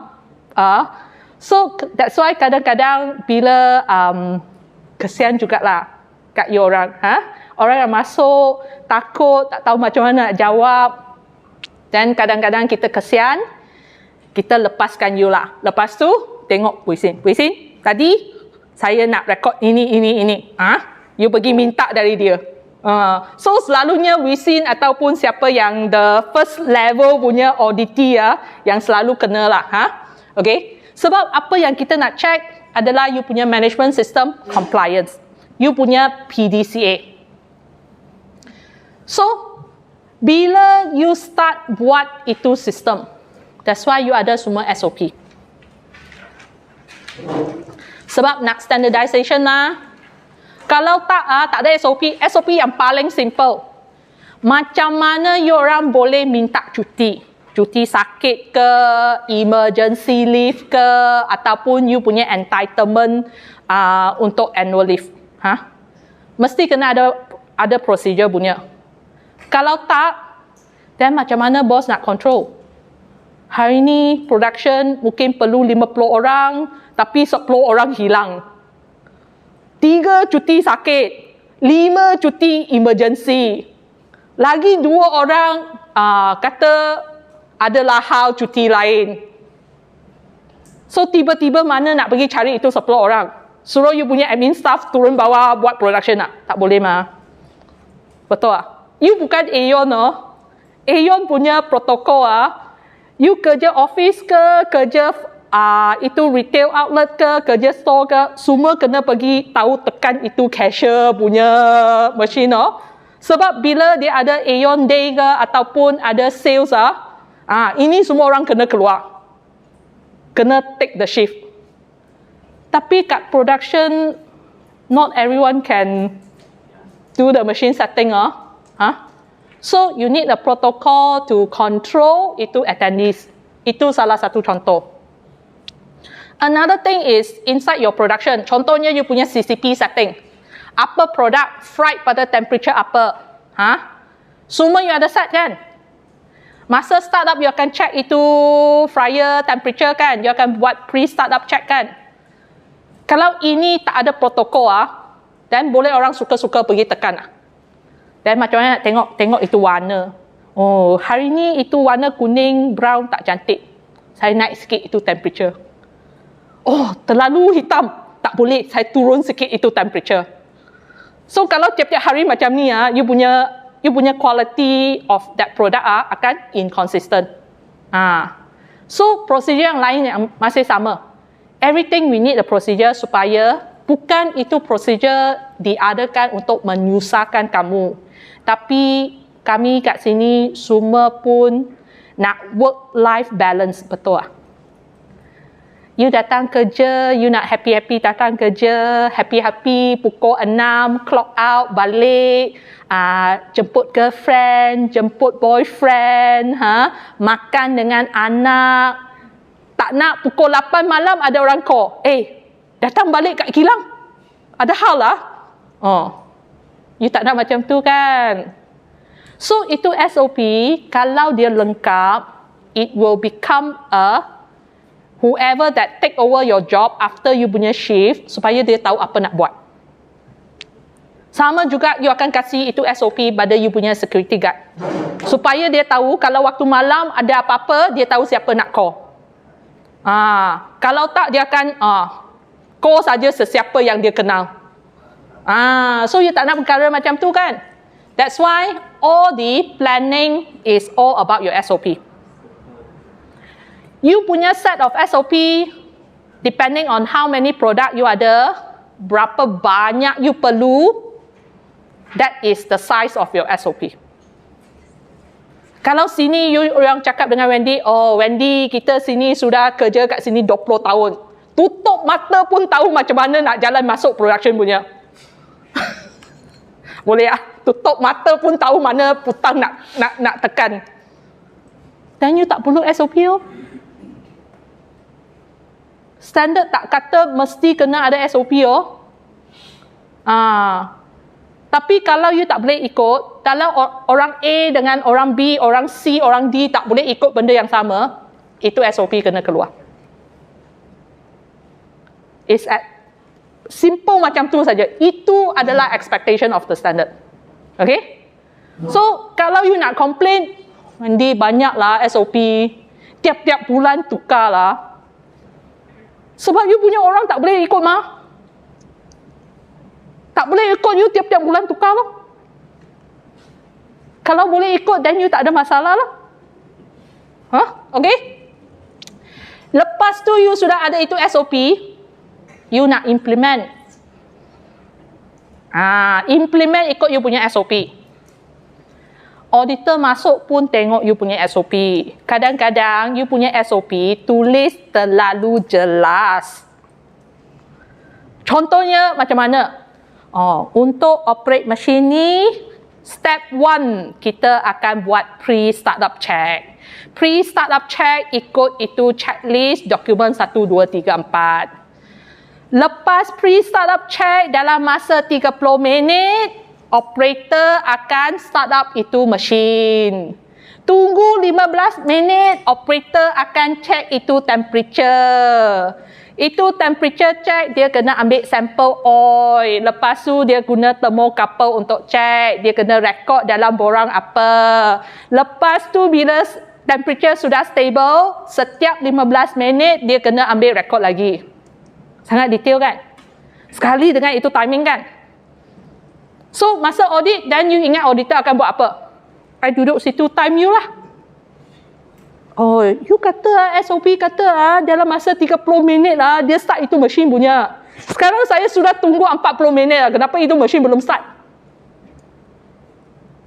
You kata itu temperature akan settle down 15 minit punya. Sekarang 15 minit sudah lepas kenapa itu temperature belum stable punya?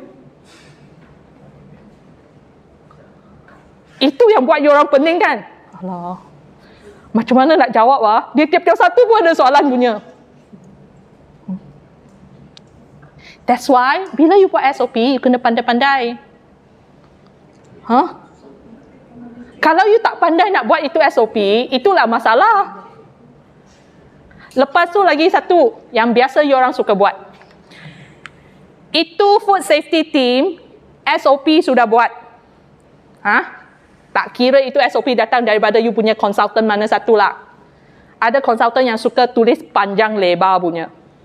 Macam grandmother story. Wah, semua keluar. Lepas tu, you ambil itu dokumen, you implement. You implement. Dan orang bawahan, supervisor, operator kata, Adalah sekolah sampai form 3. Ini dia tulis panjang lebar macam bedtime story, tak faham. So, supervisor kata apa? Tak apa. Ini yang penting step ni, you kena step 1, 2, 3, 4. Ini janji 4 ni mesti kena buat. So, then you orang pandai-pandai buat apa? You pandai-pandai buat lagi satu flowchart. Lekat kat mesin. So, apa yang you nampak kat SOP tu, muka surat, 6 muka surat, you tinggal 1 saja. Itu 4 step saja keluar. Betul? Standard ada kata tak boleh tak? Tak ada. Boleh. Tapi selalunya you orang punya masalah apa? You tak register. Suka-suka keluar satu SOP. Suka-suka keluar satu borang. Lepas tu, masa audit cari balik, itu borang, itu SOP, bila approve punya, you punya food safety team kata, I tak tahu pun itu SOP sudah keluar. So, are you planning well? Are you doing well? No, ma. Nanti kita akan tengok lebih jelas. Lepas tu tak apa. Katakan you punya SOP sudah stabil. Selalunya untuk satu sistem, untuk dia stabil, at least 6 bulan. You sendiri tahu ma, bila bos kasih you satu prosedur baru, you nak ajar staff lagi, tiap-tiap hari you nak buat lagi, at least the first 3 months, itu rekod akan upside down punya. Sebab tak biasa lagi isi itu borang. Lagi 3 bulan adalah masa you settle down, you jadi practice. Sebab itu selalunya orang yang masuk kerja, kenapa HR kata 6 bulan probation? Because it takes you almost 6 months to get adapted to that workflow. So bila sudah adapted, that is the time you kena buat pengesahan. Kalau you buat pengesahan masa the first 3 months, masa you belum stabil lagi, actually, apa yang you dapat tahu adalah the beginning. It may not be a true result. Sebab orang belum biasa lagi dengan isi borang tu, dia mesti ada banyak masalah punya. You mesti ada banyak finding punya. Tapi itu tak bermaksud itu borang silap, tak boleh guna, ataupun itu praktis ada masalah.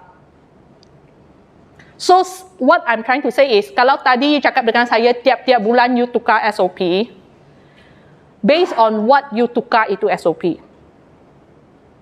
You ada kasih itu SOP at least 3 bulan, 4 bulan sudah settle down. Lepas tu baru you buat a small internal audit on that SOP, baru decide nak tukar. Kalau tiap-tiap bulan you pun tukar SOP yang sama, that means something is wrong somewhere. Walaupun you sudah kerja kat sini 10 tahun, 20 tahun like I say lah, you tutup mata pun you dapat cari jalan masuk pergi kat production bila tukar SOP tak semestinya you akan biasa dalam masa 1 bulan. You will at least take another 3 months. So, nanti kita akan tengok kenapa you akan jawab dengan kita orang, kenapa you kena tiap-tiap bulan tukar SOP. Okay? So, bila you buat checking, betul itu SOP sudah stabil, ada masalah, then you will have to improve. Baru you tukar SOP. So this is the Deming cycle, plan to jack action. Untuk ISO 20000, sejak dia tukar dari version 2005 to 2018, dia dalam HLS punya structure. HLS adalah high level structure.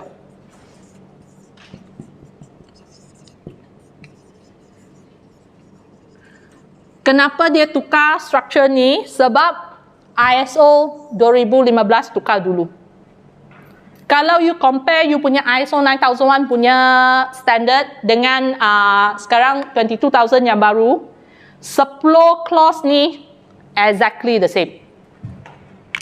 9001 focus on what? 9001 focus on what? You ada 9001 kan? 以前 So 以前 9001 focus on what? Quality. Okay.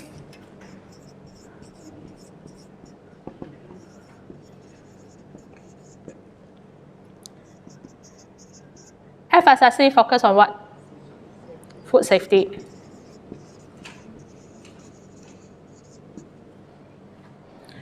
Quality and food safety, totally different thing. Example, okay. Produk ni, produk ni. Ini packaging ni you boleh accept ah? Color attractive tak? Ataupun you pergi kat supermarket lah, you takkan beli punya. Sebab hijau, putih, tak macam Mentos colourful, dia tak attract saya. How many yang boleh accept, how many yang tak boleh accept? Ataupun ini jenis gula yang you tak sentuh langsung, it's okay. Betul, you tak sentuh langsung punya kan? Sebab tak atraktif lah dia. Nampak macam gula-gula ubat kan? Oh, ini bila saya sakit tekak baru saya makan punya. Betul. No problem, but this is their quality, is the image that they want to perceive. So, in terms of ISO 9001, kita tengok dari segi the packaging. Consumer rasa dia atraktif ke tak atraktif. Color, the design. Tapi FSSC, kalau ini tak cantik, dalam masih selamat untuk dimakan, dia boleh dapat grade A. Mungkin pada consumer dia punya quality is grade C lah. Because it doesn't attract to you all mah. You pergi supermarket, you takkan beli gula-gula ni. So you akan choose yang attractive color punya. Okay? Another example. Let's say ini adalah jus lah. Jus yang transparent dalam PET bottle. Let's say dia orange juice. Jus orange. So biasanya you pergi supermarket, you nampak PET bottle yang tiap-tiap satu bottle, Marigold lah, Tropicana lah, mungkin ada banyak lagi yang dia kata jus semula jadi. Fresh press. You akan beli mana satu? Beside dengan warna. Beside dengan pricing. Selain pricing, apa you akan tengok? Color. Color apa yang you pilih? Yang terang lah. Yang terang tu dia banyak letak coloring lah. You sendiri pun tahu mah, kat rumah you perak itu orange juice, you ingat dia boleh tahan 24 jam warna yang sama. Untuk dia tahan 24 jam warna yang sama, yang terang, yang you nak punya, sebab dia ada banyak letak coloring mah. Dia ada letak chemical mah, dia letak preservative mah. Kalau tak, macam mana dia nak maintain itu coloring? Itu warna orange yang cerah, yang attract to you. Tapi Wendy bukan kata dia tak selamat lah. Okay? They put something in to make sure that itu color attract to you. Tapi in terms yang fresh press punya, mungkin ada colornya you nampak itu juice orange sudah macam warna brown. Betul? Sebab dia oxidization mah. Tak. Color tak cantik. Quality to your perception sudah kurang. Sebab dia sudah oxidize. Tapi kalau dia masih lagi selamat, it is still acceptable dalam FSSC.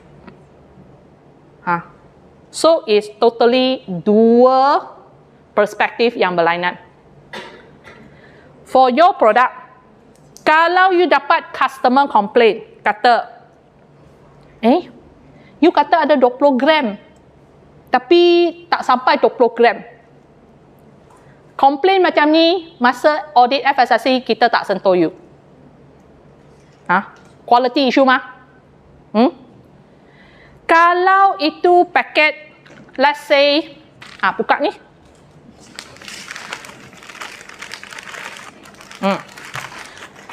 Kuantiti kurang. Dalam satu bag, sepatutnya ada 8 pack, kurang 1 pack. Komplain macam ni, kita tak sentuh you. We would not take into consideration sebab kita bukan audit 9001. Tapi kalau perkataan dalam label tak jelas, especially allergen, expiry date, ingredient, ini boleh jadi kategori apa? NC. Major. Sebab legal requirement Malaysia Food Act sudah cakap So that's why masa you buat itu printing, especially kalau you pre-print itu expiry date ataupun itu lot, packing date, packing time, kena jelas. Sebab tu kita sentuh you, because it's a legal requirement dalam you punya akta makanan. Lagi satu benda yang kita akan sentuh you, yang you rasa itu bukan quality Kenapa auditor ni tanya you punya sealing.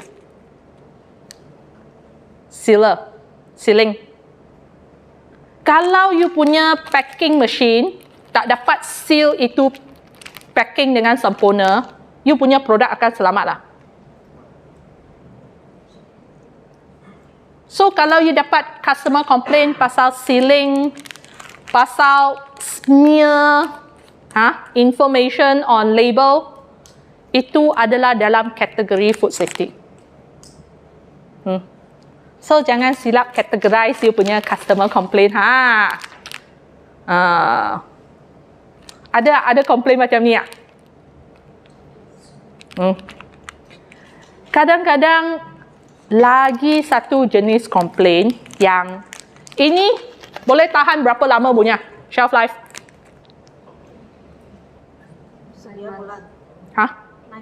9 months. 9 bulan You ada customer complain yang dia ada hantar balik itu sampel. Itu bag belum sampai 9 bulan, tapi produk dalam tu sudah ada masalah. Tengok dari segi apa masalah. Kalau dia sudah tak rangup, kita tak sentuh you. Kalau dia sudah rancid, ataupun bakteria kau ada naik, itu under FSSC punya kategori. Rancid, that means your migration ini pack tak boleh protect lagi you punya produk 9 bulan under Food Act you are supposed to jamin pada consumer you promise me 9 months let's say ini expired hari ni saya buka bag ni hari ni, I sepatutnya masih lagi saya makan, masih lagi selamat, I tak ada rasa rancid, tak sakit perut. I belum cakap lagi ini sedap ke tak sedap Sedap tak sedap itu quality issue. Faham? You have a responsibility to make sure that the product is still safe. Rancidity sebab itu minyak sudah mula oxidize So, and then it will be food safety because when you start to have rancid, that means your product is turning back already. You promise me a shelf life of 9 months, you have to make sure your packaging can protect your product for 9 months. Ini orang faham Orang yang selalu saya tanya, you faham apa saya maksud Because if you cannot make sure it can last for 9 months, then you better look into a new packaging material. Shelf life is under legal requirement akta makanan. Food safety issue. Rancidity, not the crunchiness, not the texture. The smell, because the smell will tell you that itu oil sudah mau busuk Bila oil itu mau busuk, that means you punya produk mula nak rosak The spoilage is there So that's why shelf life validation sangat important You promise 9 bulan, itu produk mesti boleh tahan sampai 9 bulan Okay? Nanti kita akan bincang lebih mendalam you punya shelf life Okay. ISO 20000 ada 2 PDCA cycle. Yang pertama adalah kat you punya main management system. Clause 4, 5, 6, 7 adalah dalam planning. Clause 8 is your doing stage. Clause 9 adalah checking. Clause 10 adalah improvement. You punya act. Dan dalam you punya clause 8, masa you buat itu hazard analysis, you punya GMP planning, that is another PDCA cycle. So ISO 20000 ada 2 PDCA cycle. Masa exam, kalau dia tanya you, ada berapa PDCA cycle? Ini jawapan ni. Okay. Now kita tengok. This is the overview. Kita ada lagi masuk itu clause individual. So this is the overview of the ISO 22000. I will just go through like this for you sebab kita nak masuk the individual clause. Okay. Saya akan bincang clause 4 dengan clause 6 as a overview untuk diorang faham. Lepas tu saya nak you buat activity. So kita ada berapa orang dalam kelas ni 22. Should I exclude the senior management or I can include the senior management? Mr. Lim, do you want to be in one of the group or you don't want to be in one of the group? I give you an option. Depend on the situation. Sam 都可以。如果我 exclude Mr. Lim 的话，就会有21个。21个是吗？哦 22 also very difficult to split into group 嘞。20 it will be nice lah if 5 group. So I can exclude Sam and Mr. Lim lah. That would be a very happy impression from the management lah. Never mind. Okay. So saya akan explain from the standard perspective apa standard mau you buat. Lepas tu you akan buat itu activity, kasih kita tahu who are your interested party and your interested party, apa dia expect daripada kamu, apa you expect daripada itu interested party dari perspektif of food safety. Sebab hari ni, 2 hari ni kita belajar FSSC I takkan sentuh you punya ISO 9001 You nak letak itu you sendiri punya option kita takkan bincang we will only talk about food safety. Okay. ISO 20000 cakap pada clause 4 you need to understand your organisation context. Apa itu organisation context? You punya business boundary. Mungkin ada yang kamu kata, tapi I bukan bos lah. I bukan management. Macam mana saya tahu I punya business boundary? You are a food manufacturer. So you ada responsibility terhadap you punya supplier. Supplier yang supply you raw mat dengan your next level of customer. And if you supply you punya produk sampai kat retailer, you ada responsibility sampai itu retailer, iaitu consumer macam kita orang yang beli you punya produk. Okay? So that are the whole chain of your supply chain. Okay? So itu adalah you punya business territory. You punya kawasan jajahan. You punya business jajahan. You are responsible. So that is your organisation context.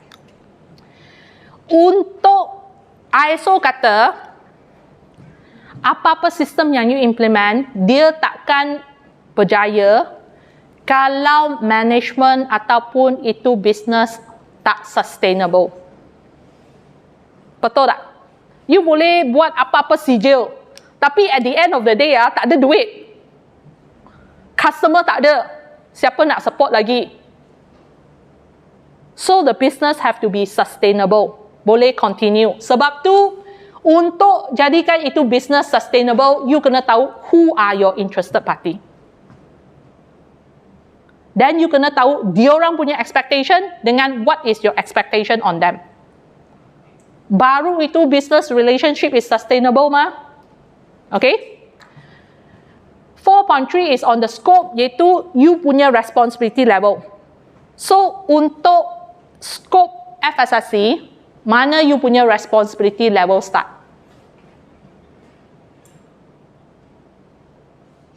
Your responsibility start from where?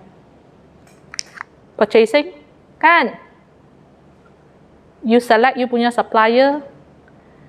Bila diorang kena hantar raw material, apa jenis raw material kena hantar, apa spek, incoming inspection, sampai kalau itu produk adalah load dalam lori kamu sendiri, you arrange the logistic. Kalau you cover sampai dia sampai kat warehouse of your retailer ataupun kedai runcit, that is your scope responsibility. Sebab itu dalam FSSC untuk loading you kena check itu truck punya condition lah. Kalau itu truck bukan you orang punya.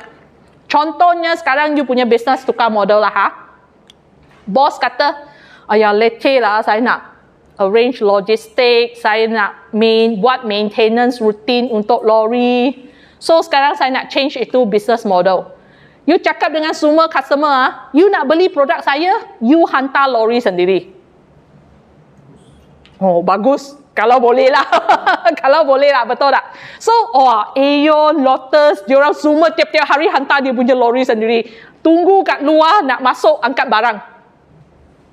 Then you punya scope akan tukar. Sampai storage saja. Tak ada distribution. Outsource also under you you pergi cari itu logistik company nak angkat you punya barang mah. So it's still under your responsibility.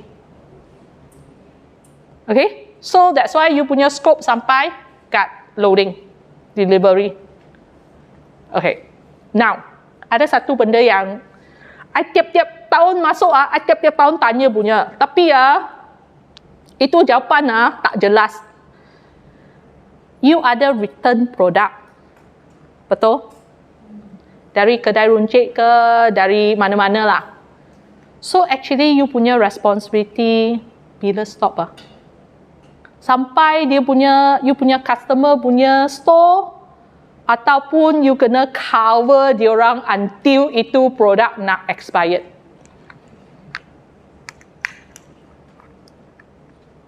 That means you ada post-sales service. Kalau you nak cover sampai macam tu, then you punya interested party action yang you nak buat, SOP akan lebih panjang lah. Okay? Kita bincang later. Masa you punya operation. So, that's why you punya scope, you kena tahu dengan jelas. Because depending on the level of your responsibility, you punya interested party akan jadi lebih panjang.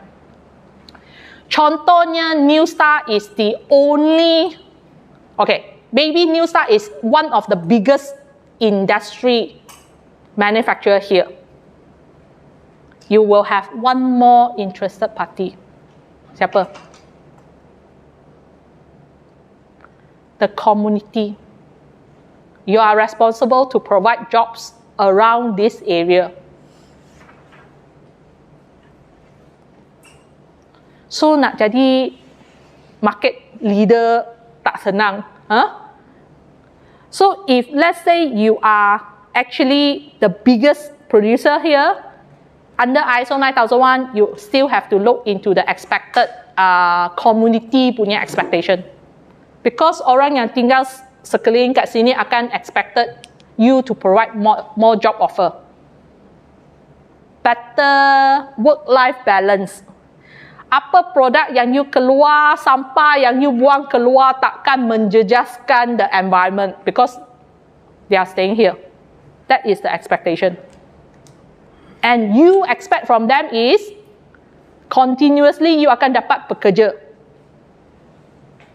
You tak payah fight dengan you punya Singaporean government lah. Pekerja masuk, kadang-kadang tak sampai 1 minggu, hilang. Kenapa? Production panas lah, kena angkat benda berat lah. Saya masuk belum cukup 1 jam wah basah satu badan lah. Saya kerja Grab pun tak susah, duduk dalam kereta pergi cari orang saja. So, susah nak dapat pekerja kan? So, is your expectation towards to the community. And the community expectation to you is you kena offer job untuk support the surrounding economy. Then, you use all this to form your food safety management system. This is your initial startup backbone. Why? Kalau you buat satu bisnes yang langsung tak boleh support ni siapa nak support you punya bisnes? So you need to know who are your interested party, what is their expectation, and what are your expectation. Now, these are some of the example. So bila you pilih interested party later on, you boleh tengok dari segi social or cultural. Katakanlah kamu sini buat makanan yang tak halal. So you think you'll be preferred in this industrial area? Susah kan? Betul tak? Contoh kita katakan mungkin if it's a beer manufacturer, you pack saja, you tak buat production apa, you pack itu beer saja. Dalam Malaysia, Indonesia, in this type of business where you akan lebih susah cari pekerja. You will have your risk itself. Business opportunity mungkin ada sebab kita punya pekerja kat sini, kalau kita kira dari segi untuk negara-negara yang banyak minum alcoholic drink ni, biasanya export, it will still be a profitable business. You buat itu cost kat sini, Malaysia ringgit, you jual USD ataupun Aussie dollar. At least 3 times betul? So, there's a business opportunity, tapi there is a business risk. Bila you tak dapat pekerja, your system tak boleh jalan. Your food safety system tak boleh jalan. Legality, regulatory, mungkin company akan ada sikit risk. You are doing a non-halal business, is a Muslim country. Nak dapat itu lesen, nak you know, all this will have a bit of challenges. Okay? Financial, economic mungkin is an opportunity. Like I said, semua produk macam ni mesti export dunia. Susah nak jual kat Malaysia tak halal. So when you export, it will be mostly USD, Aussie dollar. That means you buat itu cost Malaysia ringgit, you dapat gain itu jualan punya at least 3 times. Technological mungkin ada, mungkin tak ada. Sebab let's say it's only a repacking. Repacking process, teknologi rendah. Whether you are in a very competitive environment, mungkin juga tak ada. Sebab susah nak dapat lesen untuk buat repacking of beer. Who is your key drivers and trend? Ini biasanya adalah dari customer. So you can evaluate from this aspect, okay? Ataupun kadang-kadang banyak orang yang terus buat. Let me just... Okay, is it in the next slide? Macam ni. Sekarang you punya cara yang ni kan? So you terus identify, you have a customer as your external interested party. Your external provider iaitu you punya supplier lah, you punya service provider lah, lab testing, whoever that is external lah, doesn't belong to New Star. Government yang kasih lesen, KKM, Jabatan Halal, you punya shareholder, of course, even though is sort of still family business, dia juga ada dia punya shareholder General public, your surrounding. Certification body, you minta sijil, mesti certification body interested, you kena maintain you punya sijil Kalau you punya produk adalah produk yang apa kita kata ada create the attention from NGO. Contohnya kalau you adalah plastic packaging manufacturer. You remember lagi sebelum lockdown ada banyak huha news kata wah dia tunjuk itu gambar itu apa turtle lah, itu straw kena pada dia punya hidung lah, itu shark lah, semua makan itu seafood kan, itu laut animal in the sea, semua makan kita punya sampah plastik. So apa NGO punya reaksi dengan government? Recycle bag lah, tak boleh guna plastik lah. Kalau nak guna plastik, kena tengok cara macam mana nak recycle lah. So, the last few years before COVID lah, kan ada banyak news macam ni kan. Announcement, advertisement untuk push kita jangan beli ataupun guna bag plastik. Lepas tu kena denda. You nak 20 sen. You kena bayar extra. Tapi masa COVID apa jadi? Masa lockdown apa jadi? Semua beg plastik keluar. Betul tak? Especially untuk yang kerja dari rumah, kita order Food Panda lah, Grab Food lah, yang datang semua plastik. So itu expectation sudah jatuh dalam longkang. But for New Start, you don't have this type of NGO pressure, right? Do you have any pressure from government on healthy snack? Or any NGO or consumer association? Siapa ingat lagi, I think, was it last year or 2 years back the crackers, Hong Kong Consumer Association, 2 years back kan? Yang dia, tiba-tiba dia keluar news, dia kata biskut Hapsing, Jacob, semua ada high level of acrylamide. Wah, lepas tu semua orang takut nak beli sebab acrylamide boleh menyebabkan kanser. So, consumer association macam ni adalah NGO lah. Dia orang tak cakap tak apa. Bila dia cakap ada huge impact punya. Sebab orang akan listen. Masa tu you punya Hapsing punya biskut punya sales drop tau. Lepas tu tiap-tiap orang pergi publish dia punya lab testing result. I punya acrylamide level hanya ni saja. So jangan bimbang, I punya product safe, tak seperti yang itu Hong Kong Consumer Association cakap punya. So sometimes the NGO may not be in Malaysia. So it may be the external NGO. So you kena keep up to date with all the news.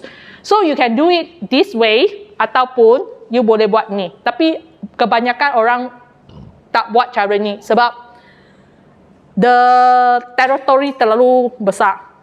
Kadang-kadang you akan terpesong. So we can do it this way.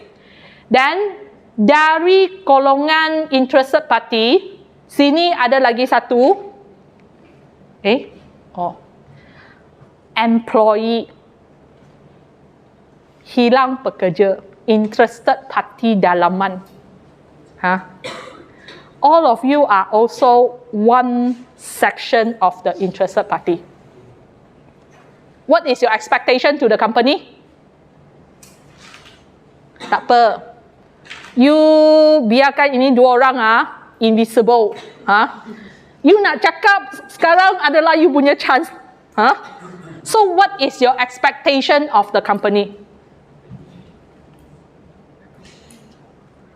Tak kena termination. At least kerja tiap-tiap bulan terima gaji. Okay? Jangan kira dulu tiap-tiap tahun kena naik gaji lah. Yang penting sekarang ada kerja, tiap-tiap bulan ada gaji keluar. Betul? Lepas tu nak apa? Gaji naik. At least boleh sustain inflation. Betul? Lepas tu you nak apa? Work-life balance. Kalau boleh, jangan ada banyak yang ad hoc punya lah. Pukul 8 malam, kena telefon daripada bos. Esok ini you kena tengok ada customer complain you kena trace Ini you kena settle Betul Apa lagi you punya expectation? Saya ada pernah training itu staff kasih tahu, tiap-tiap tahun kita harap juga ada family day ataupun company trip, company dinner. Ada. Satisfied Wah, bila you kata ada macam tak berapa satisfied punya. So apa you punya harapan bila ada company trip or company dinner? The next day dah bayar kerja. Sekarang bila pergi company trip, the next day perlu kerja lagi. So these are your expectation Okay, these are your expectation Sekarang saya cakap from the management perspective. The management expectation. Yang pertama, management harap dapat retain you orang loh. You pun tahu untuk stabilize the company bukan you kerja masuk 1 bulan 2 bulan you sudah tahu semua. So if you are not staying in the company for long macam mana management nak plan you punya career advancement? Kadang-kadang susah nak plan. So that is your management expectation. Second, dia bukan tak nak kasih you tiap-tiap tahun ada naik gaji. Tapi untuk you naik gaji, sekarang saya very open. I will tell the sales and marketing, for me to every year increase the salary of the staff at least 3%, your sales must come at least 10 times. Why? Because operating costs, when my volume grow up, my cost also will up. So then, it's a cycle. That's why I say, you orang semua dalam satu kapal punya. You nak gaji naik, your sales and marketing export will kena dulu. Itu consumer punya order tak masuk macam mana bos ada duit nak kasih you gaji naik. You sendiri jadi bos you mau tiap-tiap bulan you angkat dari poket sendiri kasih you punya staff naik gaji punya. Business macam ni you pun tahu tak boleh sustain So itu duit mesti datang daripada luar punya, dari customer, dari consumer. So apa lagi bos akan harap? So kalau you tak duduk lama dalam factory, career advancement, salary, susah dia nak plan punya. Dia bukan tak nak kasih you 3% salary increase. You punya 3%, okay, new star ada berapa staff in total?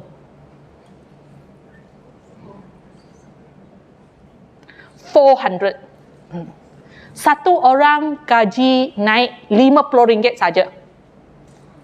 Satu bulan sudah berapa kena keluar?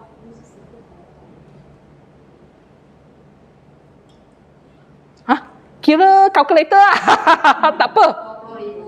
20,000. Satu tahun berapa 20,000 sudah keluar?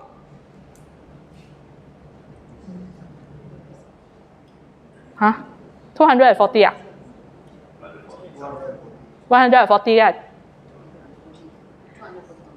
240,000. 240,000 you have to sell extra how many pack of your snack?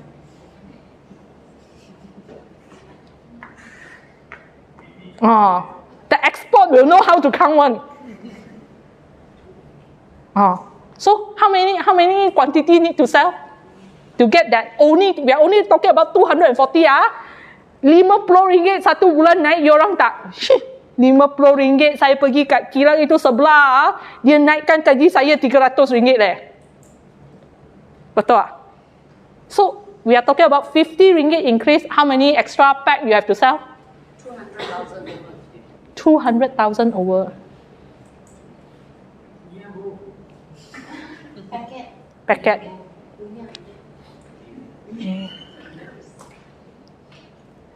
So So for each of you to get that extra 50 ringgit, the sales have to sell extra 200,000 packet.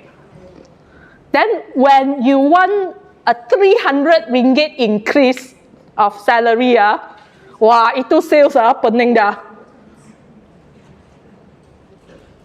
They have to sell 6 times higher because your product satu paket baru berapa?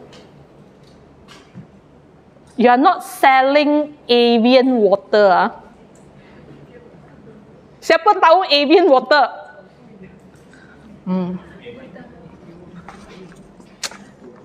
I suka guna example ini sebab dulu masa bos saya naikkan harga, I kata I bukan jual avian water.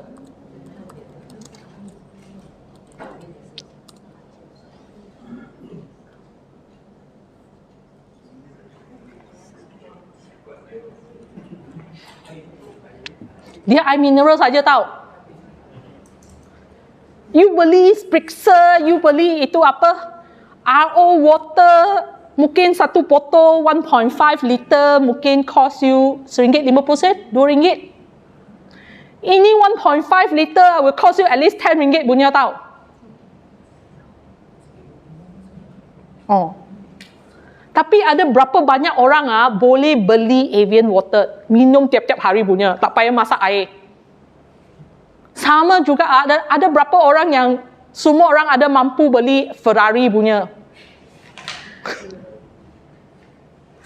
Bila setiap orang kat sini boleh mampu beli Ferrari, masa tu you punya gaji boleh naik. Food industry is always like that one. We are talking about mass balance. Sebab the consumer cannot afford to pay a higher price. It's always a chain reaction. Betul tak? So these are the things that each of the interested party kita kena faham. Now, pergi balik kat sini. Okay? So lepas ni, you akan list down all the interested party. Kita hanya ada 5 kumpulan, right? 5 kumpulan. I sangat fair punya. You akan buat cabutan petua. Untuk decide your interested party. So, the first one, we will have the customer. The second one, we will have your supplier. Okay, kita rule out to raw mat lah. Yang ketiga, you punya government. Keempat, kita buat shareholder ataupun boss.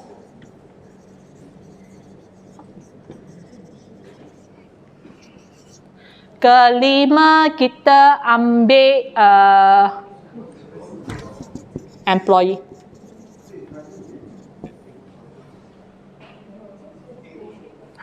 So nanti saya minta kertas, kita letak itu nombor ketua kumpulan keluar buat cabutan petua.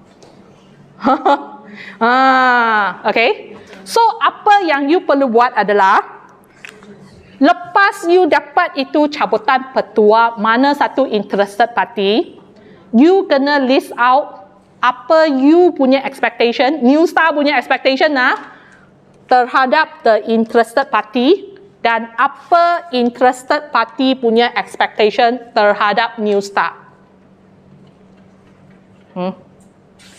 Then you kena kasih tahu the class at the current moment, is it a business risk, iaitu you ada challenge nak fulfill ini requirement, ataupun it is an opportunity.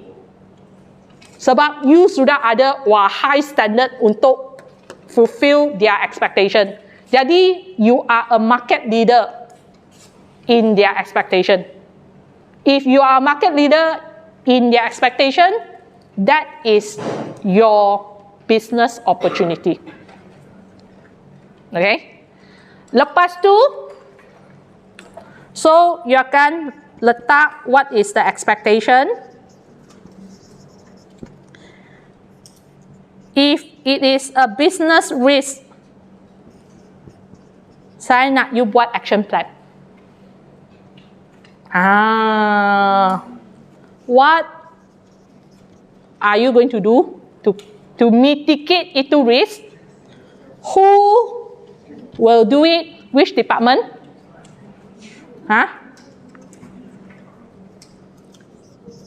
Due date.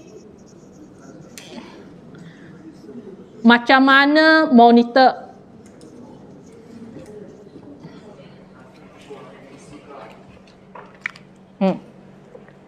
Your action plan will be what are you going to do?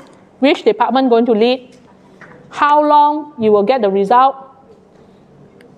What are you going to monitor? What are you going to monitor to make sure that itu action achieve ke tak achieve? So sekarang you nak bahagikan itu kumpulan macam mana? Biasanya number lah. Number. Ini 4, satu kumpulan. Sini 4, satu kumpulan. Mas Surah dengan yang sebelah menyebelah, satu kumpulan. Okay. This one is 1. Kumpulan ni ada 5 orang. 4 orang. Exclude Sam. Okay. So setiap satu kumpulan, mai ambil you punya caputan petua. Okay. Mai. Pilih you punya nombor cabutan petua. Who have the lucky hand? The individual kumpulan head. Wah, dia bawa dia punya anak pergi. Cabutan petua. Okay. You dapat apa, Sharon? Number 5.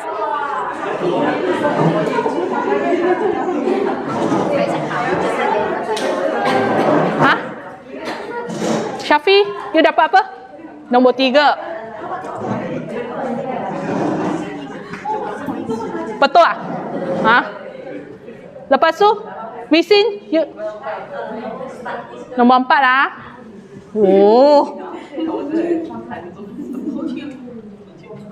Siapa dapat nombor 1? Fanny. Like this spelling? I. Okay. Supplier. Hui Ping Betul Okay. Okay. So, you orang tahu apa kita nak nanti ketua kumpulan datang ambil mahjong paper. So, you ada masa sampai pukul 12 saja.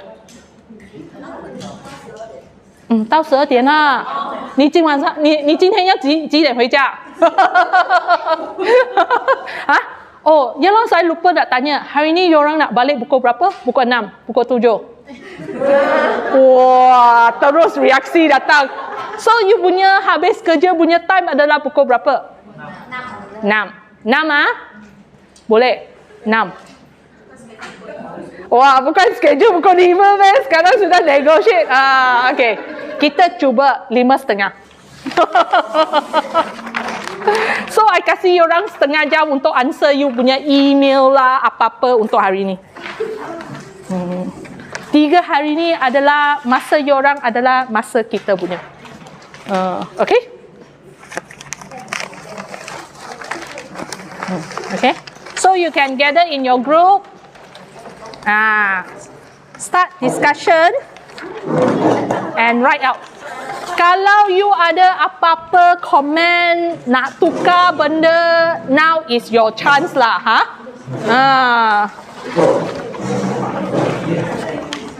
sorry. 拿了 Okay. Marker pen.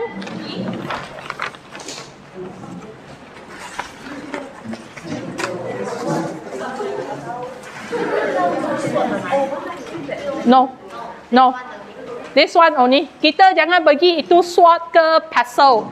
Belum lagi level. Itu SWOT pasal nanti Mr. Tan akan kasih you sampel. Sekarang hanya simple punya approach.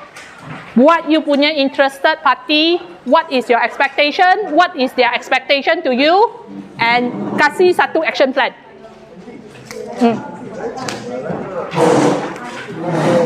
人性是不审定，leakage 也是不审定。leakage 是你的修饰。是，如果是这样的话，我们现在放在国立地。对。所以那个讲去搬回去。搬回去。这样子为问题我就不会出了。啊？为问题我就不会出了。不是不是。所以这个概念可能要大家再讲。啊，等下再谈。OK， 我在我的correction出来已经是 leakage 了。这样子你就 repack 的吗？有时候那个 percentage 太小，我不知道出来，就可能2-3%，就可能100多少包？没有，因为它整个 batch 嘛，我们是HL 嘛。对对对。那如果它的 percentage 可能7到3%、4%。这样子你就错，这样子有 IQL 就 OK 啊。有开 TV 就 OK。所以不管它是不审定什么，有开 TV 就 OK。对。那个 action plan 也要的。是一个 action plan。At least 给我一个 complete 的 action plan。Expectation of you towards the boss and the boss towards you. Two way.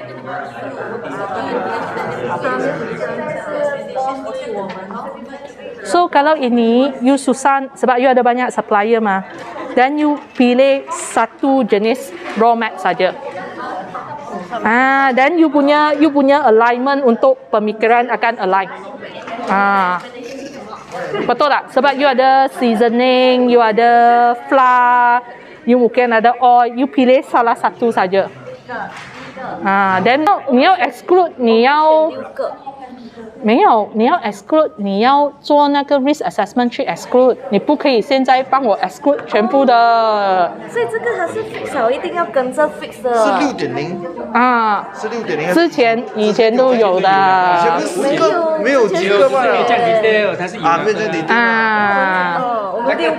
你们有看到下面那个standard？ 我开那个 standard 给你，你要听你讲先。Okay, so we will listen from the expectation of the boss first, the shareholder first. So, 现在这是有声音？有的，会有声音的。Okay, so di sini kita cakap tentang expectation dari bos kepada pekerja dulu. So di sini yang pertama ialah komitmen daripada pekerja. Apa ialah komitmen? Okay. Apa komitmen dari bos? Boleh explain tak? Itu kumpulan. So sekarang you boss 4 orang boss So apa you punya expected komitmen? Apa jenis komitmen daripada employee? Hari-hari datang kerja. Dengar employee hari-hari datang kerja Lepas tu apa? Tak boleh, tak boleh. Lepas tu employee kata kalau saya OT you kena bayar. Lagi bos nak expect apa? Jangan tiap-tiap tahun minta salary naik. Betul tak? Itu komitmen kena ada. Tak boleh tiap-tiap tahun minta salary naik So di sini kalau sudah ada komitmen, you mesti ada hasil. Apa yang you boleh hasilkan kasih bos, kasih company. So apa bos nak harapkan pekerja ada hasil, KPI kena hit lah. You punya KPI apa? Productivity berapa persen? 99%. Betul tak?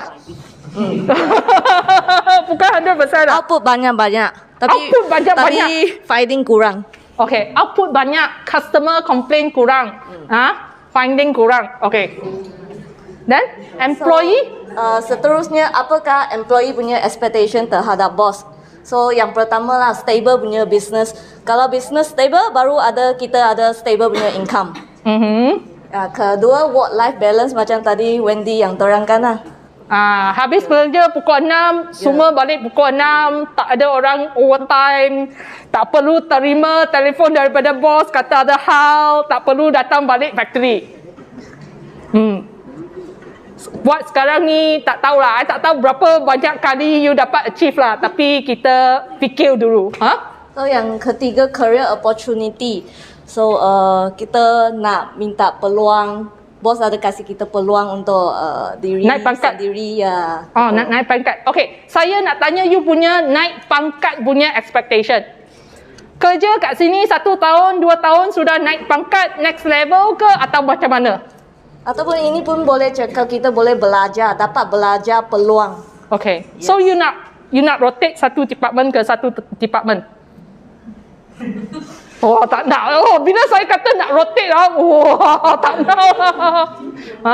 So you nak vertical punya pathway lah, tak nak horizontal lah. Horizontal that means mungkin tahun ni you kat production, tahun depan you kat packing, lepas tu tukar pergi admin.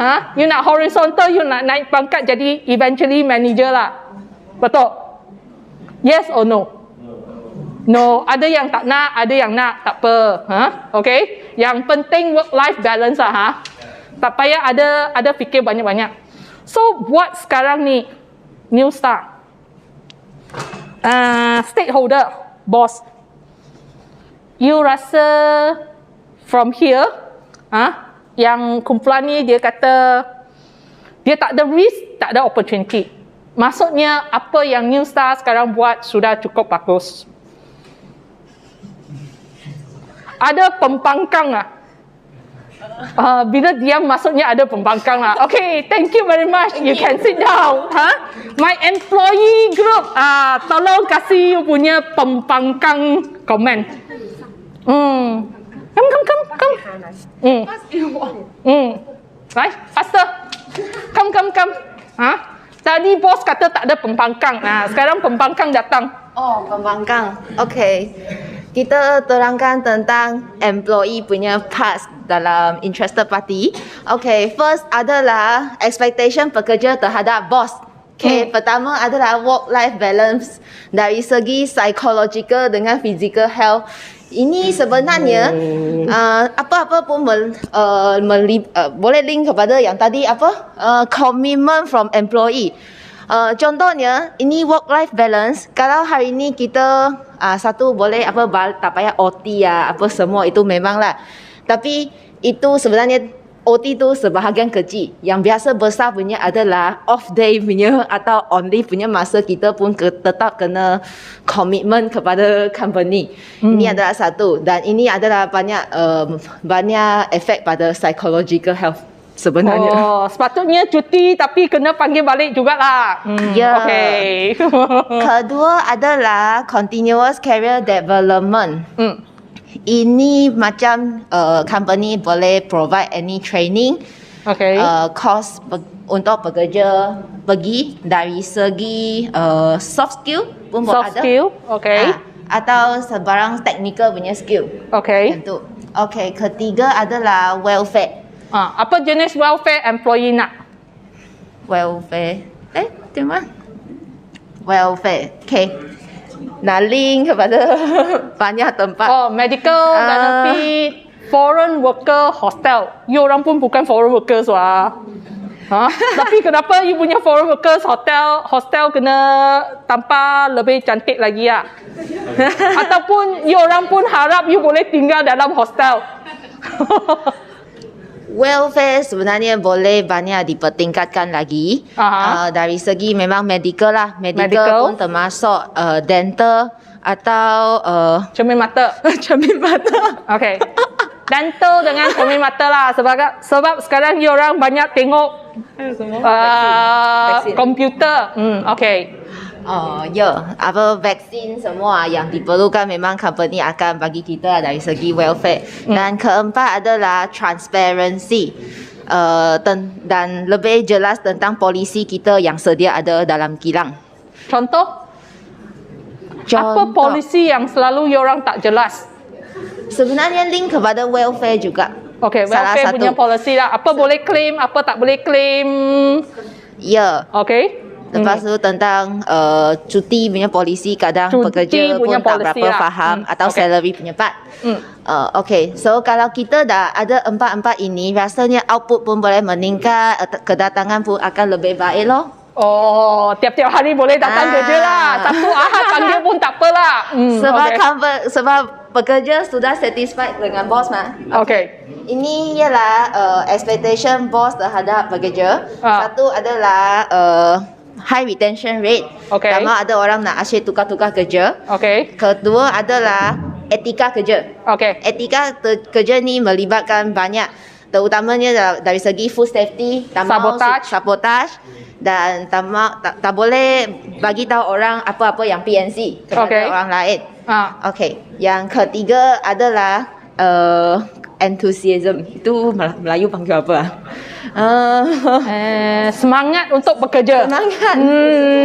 Hari-hari datang kerja boleh happy-happy. Tak mau macam rasa tekanan yang lebih tinggi, dan kalau ada ini, pekerja punya output akan lebih tinggi. Mereka punya semangat nak kerja pun akan lebih tinggi dan boleh dapat satu output yang lebih baik. Okay. So untuk action plan kita fokus pada welfare Okay. pekerja. So apa yang kita buat adalah kena rujuk balik apa welfare yang kita ada sekarang. Boleh buat analisis untuk tahu apa yang kurang, apa yang boleh improve-nya lagi. Dan orang yang terlibat adalah admin, head of department dengan bos. Yes. Okay. Sebab So you punya due date hanya tinggal 5 bulan. Okay. You kasih bos 5 bulan saja kena buat okay. Ya, dan lepas dah buat apa-apa ini, apa yang kita monitoring ialah kita akan boleh conduct satu survey berkaitan dengan satisfactory level pekerja lah, ataupun ada sebarang staff feedback, so kita boleh kumpul data untuk membuat lebih baik. Okay. So you punya satisfactory level berapa persen kalau dalam 100%? Sekarang belum ada. 50% sudah pass ke? Bos sudah pass ataupun 60%? 60 lah. 60% you consider boss pass you punya passing mark 60% bos. Okay? Okay. Now saya komen Thank you. Dari segi FSSC,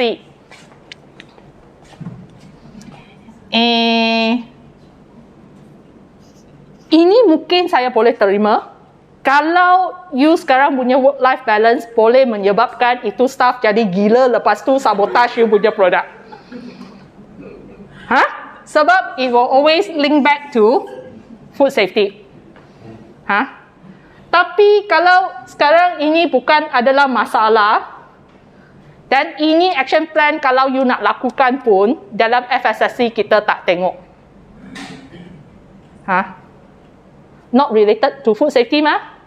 Unless, okay, kita tweak a bit. Bila you kata foreign workers hostel, itu welfare.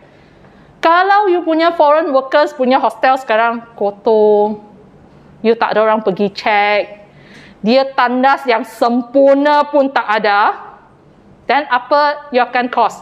Personal hygiene issue kan? Dia akan bawa penyakit masuk pergi factory. In that case, under FSSC, kita akan tengok.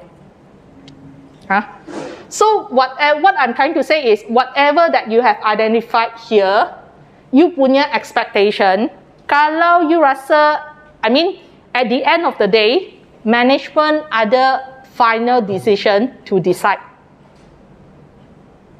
Whether if these are the things that you consider, kalau saya improve saya punya welfare, I will increase the retention, I will have better employees staying put, I will be able to create a food safety culture in the future, then I agree to do this action and I tweak it to food safety punya aspect. So, you can still apply ini dalam FSSC. Faham? Because sometimes, you mungkin kata, tapi Wendy ini welfare tak ada kena-mengena dengan food safety. Tapi we are looking at the overall sustainability of your business. So from boss punya perspektif, ya betul, tak ada direct contact. Tapi saya tahu kalau this is what I can do to retain the staff. Eventually bila staff saya lebih lama kerja kat sini, kompetensi lebih tinggi, kita punya food safety system akan jadi lebih efektif. Then what you have to do finally is to tweak this, how it will impact your food safety. So you will look at the personnel, competency dengan hygiene. Then it become your action plan in FSSC. Okay. Okay. Faham?